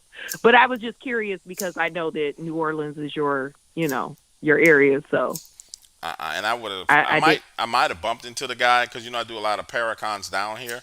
And if he was on TV, I mean, he should at least been at a Paracon. I'll look at it to see, but I have not. I have not heard about werewolf transformations down here. Like you will definitely hear about well, he's vampires. saying werewolf. He's saying werewolf, but it could have been a dog man. He's just implying werewolf.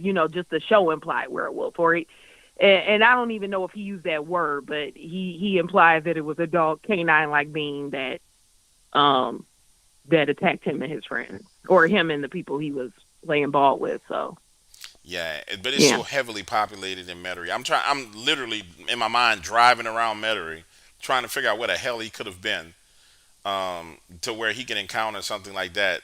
And if it was a dog man, where the hell it came from? Like I could see like New Orleans East, which is built on a swamp, or I could see the west bank of like Algiers, which is right along the river, where once you get across on the other side of the levee, it's like you freaking went into the woods and down into the swamps.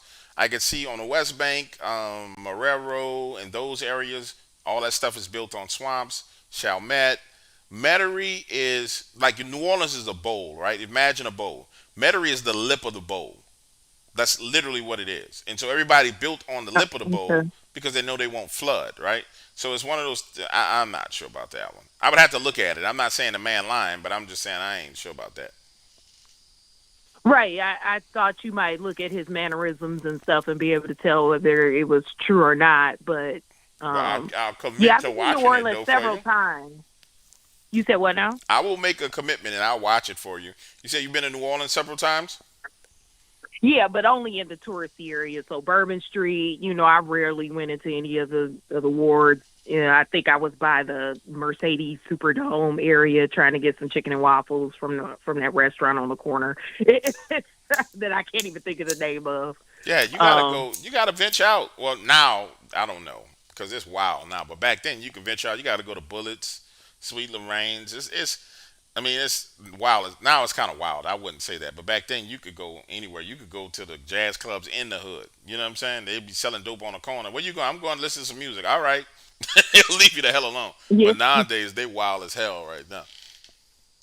I was out in Magazine Street, Right. but that's not where I'm thinking of. French Street. I was on French Street Frenchman. to listen to Frenchman, and then I went to Magazine Street out there, and then I was what is that? I went to Popeyes out there. I mean, I went a little further than I went before the last time I went, but I haven't been since like 2019 or 2018 or 2019. So I need to go back out there. But you guys flooded again. So or like had that hurricane, so I didn't know if you have rebuilt or how bad it got. It was a lot of wind, 'Cause so you're just gonna see a bunch of blue tarps down here. People still partying, getting drunk, passing out in the street. Same thing they always do. They was partying during the hurricane. You know what I'm Oh saying? wow. That's New Orleans, Yeah. man. Yeah, but ever since Katrina, I don't know. It just seems like I don't know. You just kind of want to stay. At least for me. Not I don't know about anybody else, but for me, I just like when I hear hurricane, I'm just like scared Katrina will happen again or something. I don't know. Yeah, Like they haven't fixed the levees or something. no, they I don't fixed know. all That's that. just what I feel like. They did fix them. Yeah, they Okay, fixed well all that's that. They good. fixed the levees. Like the biggest threat, I mean, you would have to have a Category 5 hurricane came to come here, and nothing can stop a 5. You know what I'm saying? You might as well just chalk it up as a loss if you get a 5. But the city is fine. I mean, the crime is the problem in the city right now. I mean, the wind and the rain, ain't nobody worrying about that. It's you can't go to the gas station in Orleans Parish without getting carjacked. You know what I'm saying? They got dudes literally with 45s in their hand pumping gas when you go to the gas station. That's the biggest issue that we have right now. So if you want to come back, come on Why is down that and have you some happening? fun. Why is that happening?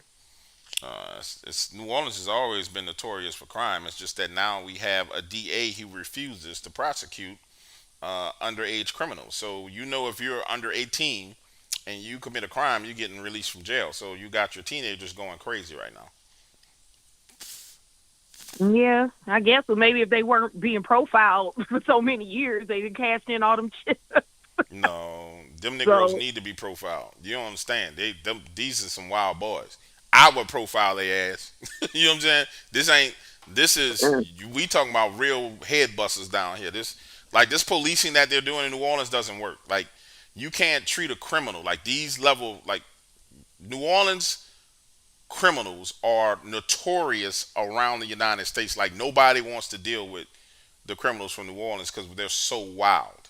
So they need to be profiled and taken out the streets because it's a danger to everyone, and they actually hurt their own community more than anything. Like it's not uptown New Orleans on Magazine where you're getting robberies done. It's in the areas where they live where they're just destroying everything. It's a little girl in their neighborhood who's getting shot by the drive-by. It's the grandma getting shot through the window that looks like them. You know what I'm saying? So they need to be checked. Period. Like I'm not into that whole fucking letting you pass. Like you commit a crime, sit your punk ass down. Because we don't have like my partner was just murdered. Like he was one of the last OGs here. Like he could walk down the street and say something and people won't murder on that street for a month because he said stop. You know what I'm saying? You just don't have those guys anymore that have that kind of control. So you got a bunch of young, wild, ignorant dudes that don't. They have no rules, no regulations. They don't care if your kid is there. They don't care if the other person involved is not a criminal or it's not in a dope game. They just don't care. You know what I'm saying? So they need their ass towed into, in my opinion. I wish I was police chief. Cause I tell you, we wouldn't have no yeah, crime. We wouldn't have no crime at all. yeah. Well, I'm just going by. I just saw like a cop throw a woman in. I don't know if it's New Orleans. They said Louisiana, but he just threw her on the ground and started assaulting her for no apparent reason. After she had already been assaulted by some boys that had walked by, but she was okay. And then she was walking home, and he just stopped his car and started pushing her and shoving her, grabbing her by her braids and stuff. And I'm like, what the hell is happening over there that they could just do that? And he's still on the force, you know. And then he tried to put her in the same. He tried to call her crazy to justify his actions, but she hadn't even done anything. Like it blew up on social media. So I see stuff like that, and like how your prison, prisons in Louisiana, like the most deaths for prisoners are happening in Louisiana.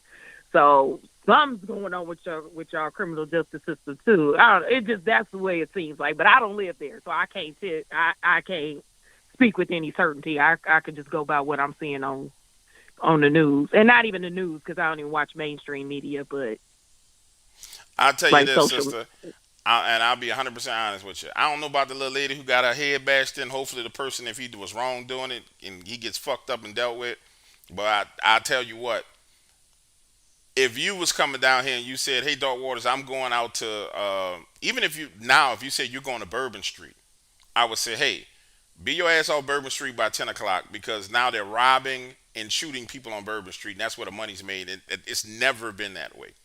I mean, it's literally I never been know. that way." Every time I go there, I've never been felt unsafe on Bourbon Street or Jackson Square, like that area. I've never. I did night tours, ghost night tours or something like that, and I never felt unsafe So the point I'm making because it was is, so crowded. if the point I'm making is, if the crime is that bad in the high tourist areas, how bad do you think it is in the areas where people live? It's horrendous. It's horrific. Mm, You know what I'm saying? And it's because yeah. they got this new policing where they're trying to be nice to criminals, and inherently you can't be nice to criminals. I don't give a shit. Like I know a lot of these guys. You can't when you deal with them man to man, you can't be nice to them. There's no room for weakness with their mentality. It's just how they're built, and so you can't play games with them. You know what I'm saying? You just can't. Unfortunately, society thinks it can play games with people, and you can't. Some people. I'm not saying they're not redeemable, but some of the guys I know that's killed 10, 15 people, they don't have no problem with raping you. They don't have no problem with shooting you and your other partner and robbing you. And they don't have a problem with it.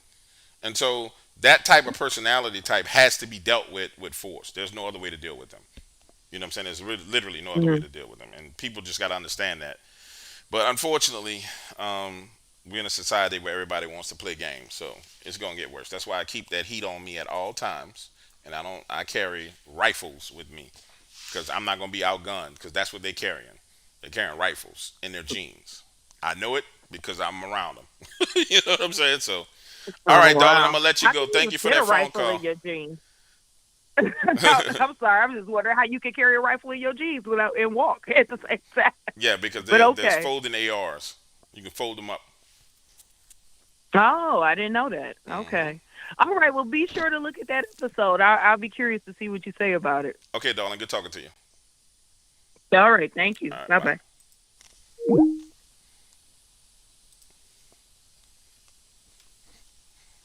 All right, ladies and gentlemen, we're back. We have 20 minutes left. I've been trying to keep this show to 2 hours. Yes, it's a folding stock AR. They're carrying them in their jeans, and I can tell you want to know how they do it. So you take your pants out, you unbuckle, you put a belt on your pants, you loosen your belt. Your pants have to be two sizes bigger. It's the string belt that you put through the loop, and then you can pull a string tight. You slide it into your pants and pull a string tight. This is Dog Waters. Who am I speaking to in Baton Rouge, Louisiana? I'm down from it. This is Ronan. I'm in the chat. What's up, man? I did not think I was gonna get in. I saw you earlier. I saw you for sure. What's happening with you? Oh, not much. I was going to comment on some of the questions that were said earlier. That guy she was talking about earlier. I've heard his story several times on several different platforms.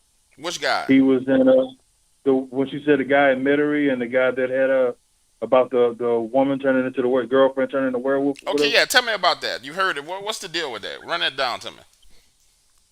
Apparently, he had come to New Orleans from, I want to say Nebraska or somewhere like that. Okay. And he came down because he was moving a family member out to New Orleans. Well, when he got here, he liked it. He moved around and, he liked it. So he decided he wanted to stay and go to school. So he stayed, went to school, and he worked at remember, I think it was Teens and Queens. You familiar with that? No, I don't remember that. It's a clothing store. They used to sell jabots and stuff like that back in the day.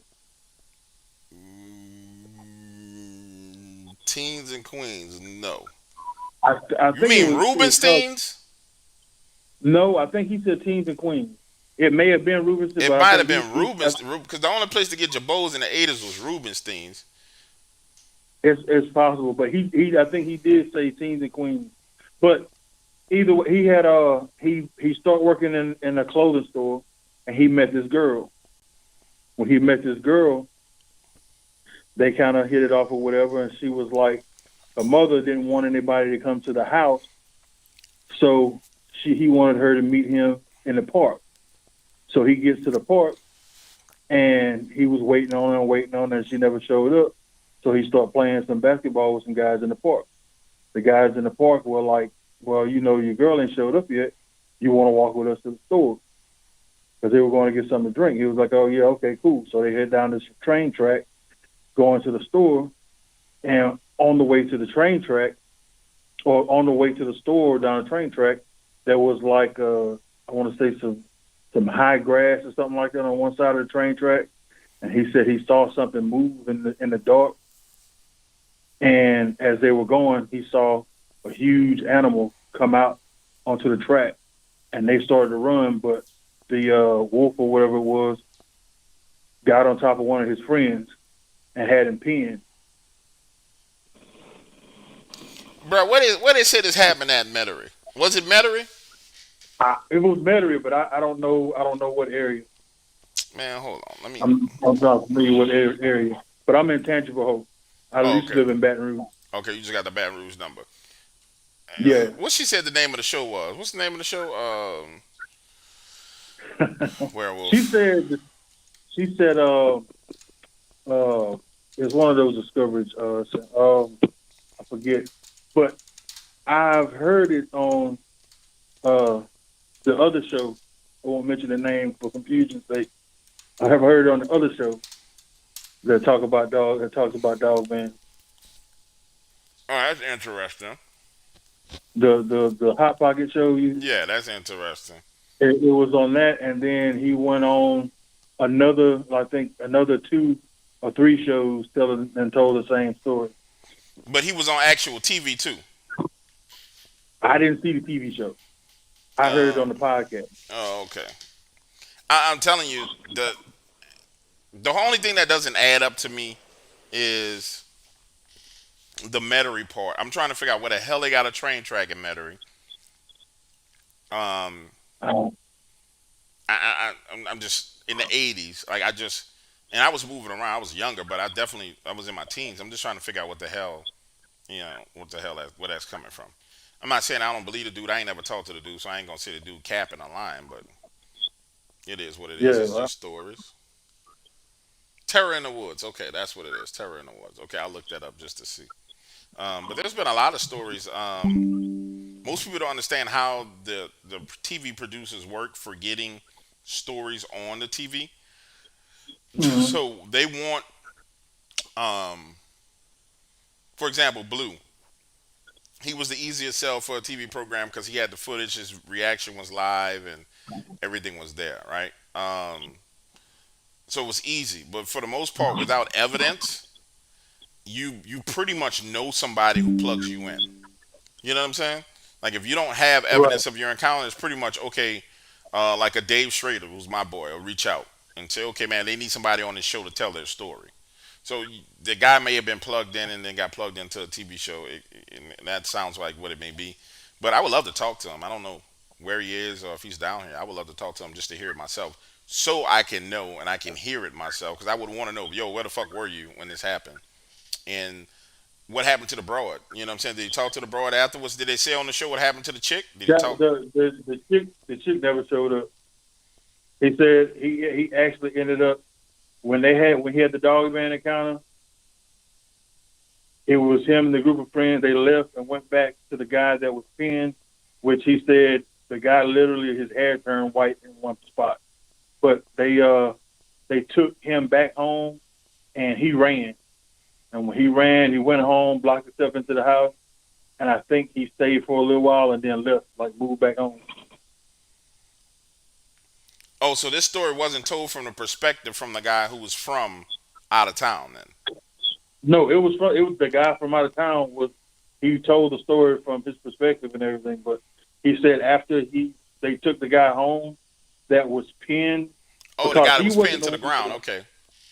Yeah, he had one of the guys that he played basketball with was pinned to the ground, and I can't remember exactly how he ended up getting away or whatever, but they ended up taking him back home, and when they took him back home, the mother to the guy that was pinned said, "Don't y'all go nowhere. I'm gonna call the police." And he beat feet. He left and went got in his car and left. Somebody just said the train tracks in Metairie along Earhart. Yeah, around on you mean airline, right? That's the only train tracks that run through Metairie. Earhart. Let's see. Earhart. Boom, boom. I'm on Earhart. Let me get on Earhart. Okay, so now I'm on Earhart. Boom. Yeah, there is a park over there. I would have to talk to the dude to know more about it. But sounds like an I exciting can story. I'll go back and see if listen to the other story and see because I think he says his name. He gives his name in one of the stories, and I'll text it to you or email it to you or something. Sound good, man. Sounds good. Have you had any encounters with anything? No, and I don't want to. You said hell to the no, huh? I'm like you. I've had friends that pick at me because I like listening to this stuff. Like, oh man, let's go camping. I got some property over in Mississippi. I was like, you and your property can go to hell. I'm not going. I don't need no camping experiences. I don't need any kind of camping or whatever. I do it in my backyard. I'm with you, bro. But I I will don't pitch need. a tent in They, my own backyard, bro. I do not need to be out in the woods messing with nothing. Leave them things alone. Let them do them, and whatever they gonna do, they gotta do it. Now I feel sorry for the people who ain't got no choice but to be in the woods because they can't get around it. You know what I'm saying? right, They can't get right. around it. I'm from the country, like way back, and I've had some like experiences that no, I don't know. I'm not. I've never seen a Bigfoot, never seen a dog man, but I've heard stuff. I don't want to know what it is, and I did everything I could to get away from that area when I was able to. But I remember as a child, one of the scariest moments in my life I had. I was sleeping at the head of the bed, and I felt a foot flush under my foot at the foot of the bed. But there's only three people in the house, and both of them were laying next to me. So And you felt the foot go under your foot? yeah, I was a child. I probably was like 8, 9, or whatever, and it was a foot flush with my foot under the covers. And I'm sleeping with my parents, and they both laying next to me, and there was a foot flush with mine. Don't know what it is. Never felt it again.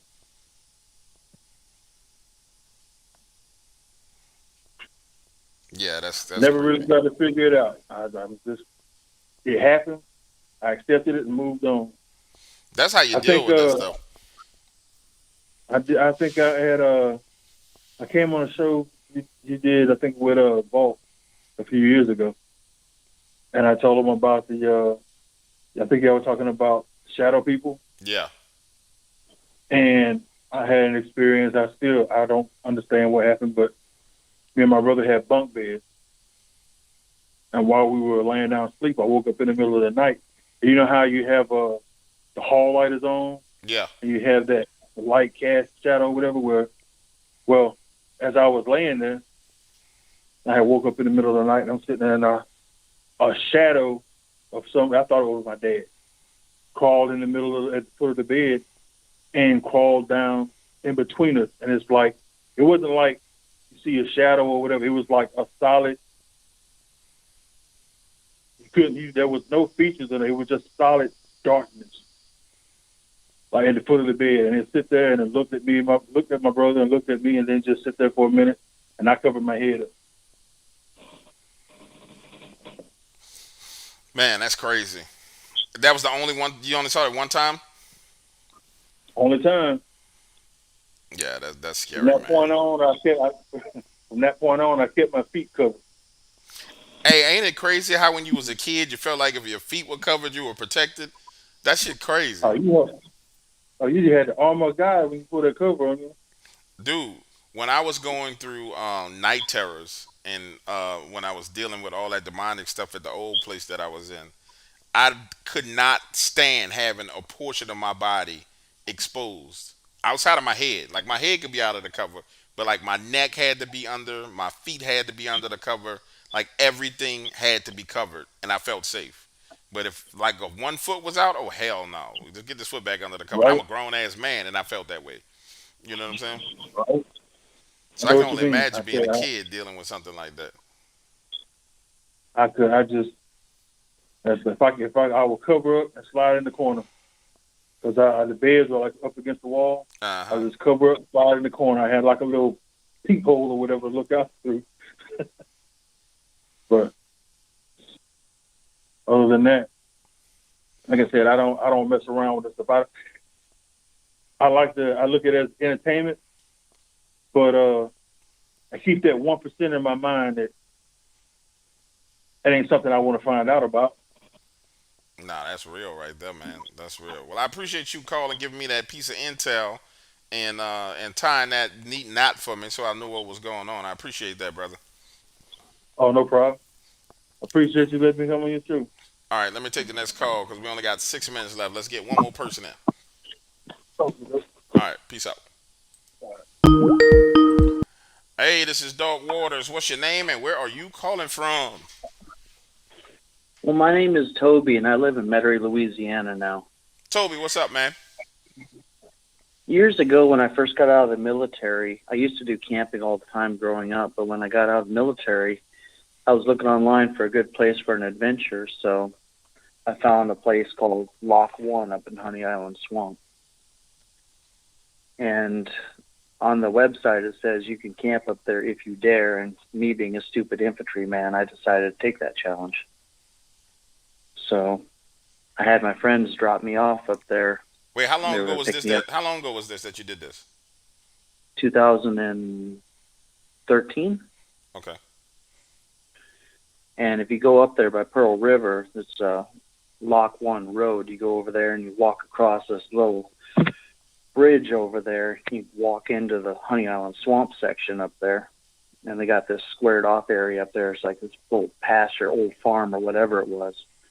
And I got out there late that night, so that was my first initial camp. And then, so I camped there, didn't have a single problem that night. And I walked about 1,000 yards up, and you go through this swamp, and it's a mess up there. But they've got a bunch of like really nice sand beaches and stuff up there along the water if you get close enough, but a lot of bad gator areas. But I was camping up there the second night, and I just had a weird feeling, and so I shined my light. It was about 2:30 in the morning because it was right after the night birds started singing. And out there at night, you can flash your flashlight around. You see all the spiders and shit, and their eyes like green glitter on the ground. It's kind of cool. And the coyotes will kick off about 11:30, and the birds will start about 2:30 in the morning. And I was sitting there by the fire, and I just kind of glanced my light around, and I caught two orange reflections in the distance. And that's normally a bad sign anyways. And I saw the eyes drop down. And immediately I went to my backpack. And I usually carry my 44 in my backpack, but my stupid ass had taken it out at some point, and I never put it back in my backpack. But all I had was a break action 22 at the time. And so I grabbed that. And I sat there for about 20 minutes and watched these eyes just kind of stalk in. And this is actually the first times I've been telling this, but watched these eyes come in for about 15, 20 minutes low. And I was like, okay, I'm just going to scare it off. So I grabbed this little backpack 22 Cricket. If you guys ever seen those, they're a joke of a 22 anyways. But so I was like, I'm just going to make some noise and just try and scare whatever it was off. Well, needless to say, I popped up the first round and the eyes dropped low, like low. So I was sitting there watching them just coming in, and it seemed like forever watching those eyes come in around trees and stuff. And it got really close, and the 22 wasn't scaring it away. And then trying to hit something in the dark with black peep sights is hell as it is, even with a flashlight. Couldn't quite get it on it, and couldn't even see it nothing just by the black form. And it literally got about 20, 30 yards away, and I just grabbed a piece of log out of the fire, and I whipped it out there towards those eyes. And next thing I knew, the thing, those eyes went from low to the ground to about 7.5 feet in the air. And it just turned, and it didn't growl, nothing, and just took off. And I sat there the entire rest of the morning with like, can't get some chills now, but with like on and off again, cold sweats. And I never actually saw it, but whatever it was big, and it wasn't exactly happy I threw a log at it. What do you think it was? I honestly have no idea, but I don't know anything that stalks in like a predator and then stands up to about 7.5 feet in the air and then just takes off bolting. And I sat there for that was the longest 4 hours until sunrise I've ever had in my life, sitting there next to a fire in a tree in the middle of Honey Island Swamp. What made you go to Honey Island Swamp, though, dog? What made you go out there? Like, what made you, like, what was going on in your mind that made you go there? Stupidity, basically. I was like looking online for like some wild places to camp. I'm like, I'm gonna go deal with some critters, just have a good time, and didn't figure I'd run into anything bigger than like a coyote or something. And went out there, and it's just kind of back from the military, and like a couple years after, and I hadn't really done too much since then, and I just decided to head out there and check it out. And I was looking online for places, and I came across the Lock One site, and it says you can camp out there if you dare. And in my mind, I was like, okay, that settled it right there. And I called my buddy for a ride. So, but you were And in the cryptids before you kind of went out there. Did you know anything about cryptids? Because it sounded to me like you went out not there really. looking for trouble. Yeah, well, not really. I'd heard a couple things about Bigfoot and stuff, and they had some stupid things on there about like Bigfoot and everything on like the website and everything, and it said you can camp out there if you dare. And I'm just like, okay, you know, go out there, maybe see a Bigfoot, ha ha. But I highly doubt that's what I encountered that night. And since then, it's been kind of weird because it's like for a good 2 years afterwards, whenever I was playing with my friend's dogs or something at night, and those eyes reflected that gold, I would literally get like shivers from it. So, like I said, I never actually saw it, never heard it. But when it stood up and took off, when I came back, the first thing I did was bought a Maverick 88 12 gauge, and then I've never been out there camping since. But I bought that to put on my pack, so I knew it was on my pack when I went. And So I never did go back out there. let me ask you this: so you say you doubt it was a Bigfoot. Why are you saying you doubt it was Bigfoot? Because that area is known to be a habitual, like Bigfoot lives in Honey Island Swamp. That's what the Island Swamp monster is, a family of Bigfoots out there. It's known. Yeah, That's their I territory. haven't heard anybody say anything about them like coming in on all fours, like crawling and stalking. Though that's why it doesn't really seem like it would be something I think that would fall in that category. And I think that's what's interesting me so much into following you is just that night is just a spark of curiosity, but because I really have no idea. I honestly don't. I didn't have an exact visual of it, but Have you been in the woods at that all is, since then, or it's just yeah. It took me a couple of years, but I haven't been in those woods, but I've been in some more tamer areas, but I have not gone back up in there. And if you go up there, you can probably go find my initial overnight camp because I left a setup camp right as you go over the lock. There's like that pasture I said. If you go to the far back left corner, there's a giant oak tree down in there about 200 yards to your left. If you go right in that corner heading towards the river, you'll find an old camp down in there. My buddy says he found like my tarp and my spare kettles I left there, but he went back there during the day. But I haven't yeah, been back there.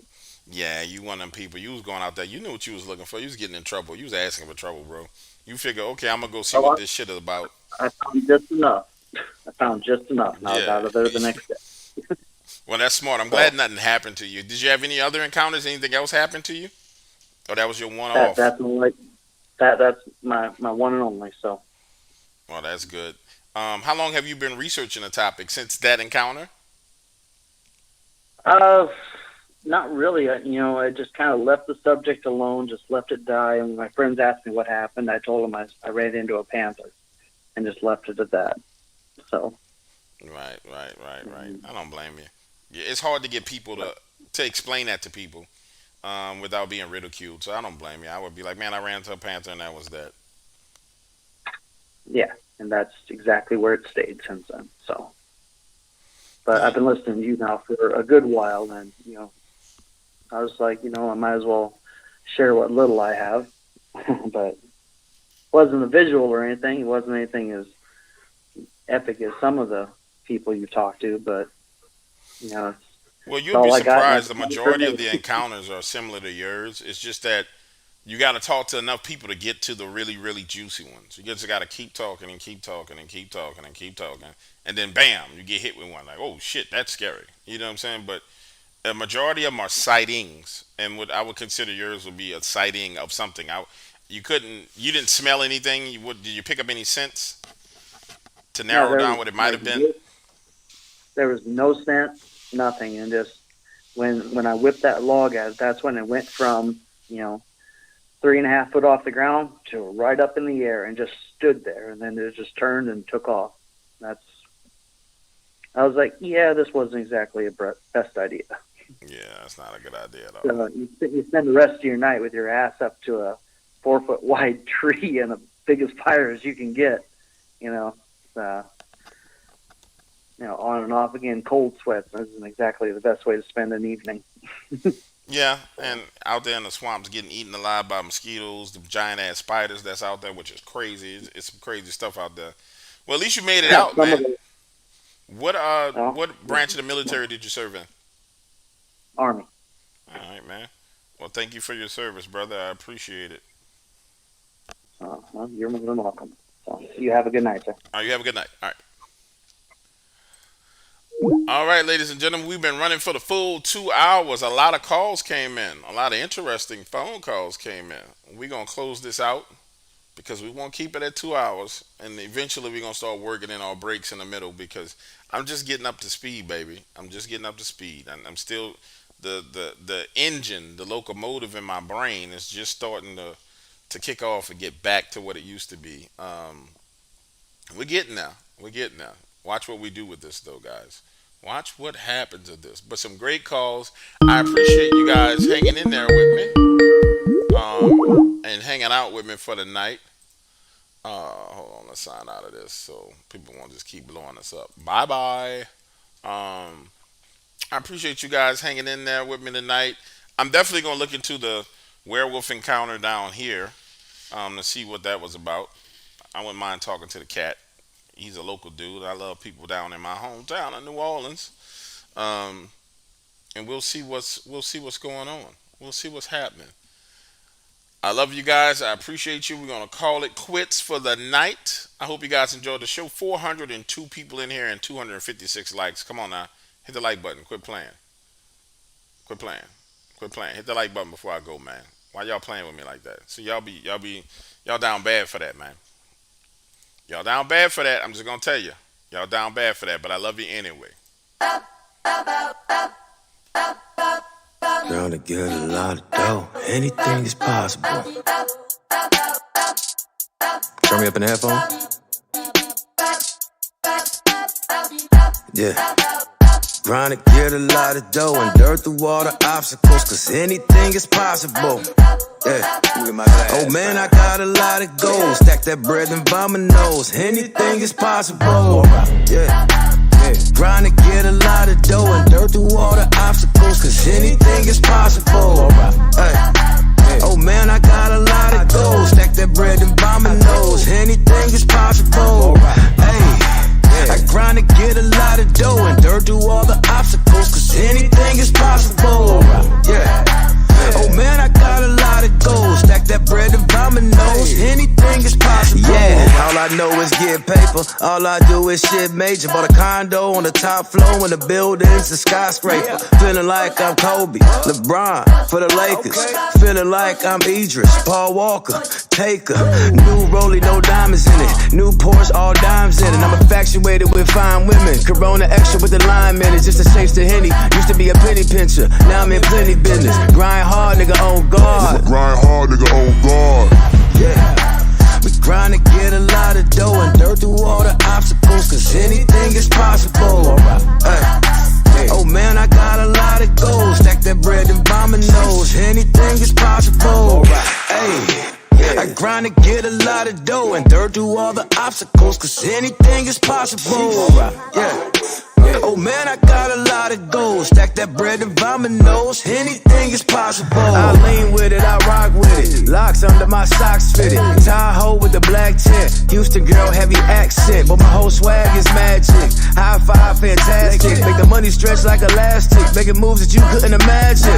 Eating, still watching my calories. Just to pull in that big boy salary. It's just the way that it has to be. I'm a bad boy, Mike Lowry. While I'm sipping this Henny, and all of my niggas is with me. Yeah, grind hard, nigga, on guard. Grind hard, nigga, on guard. Yeah. Grind to get a lot of dough and dirt through all the obstacles, cause anything is possible.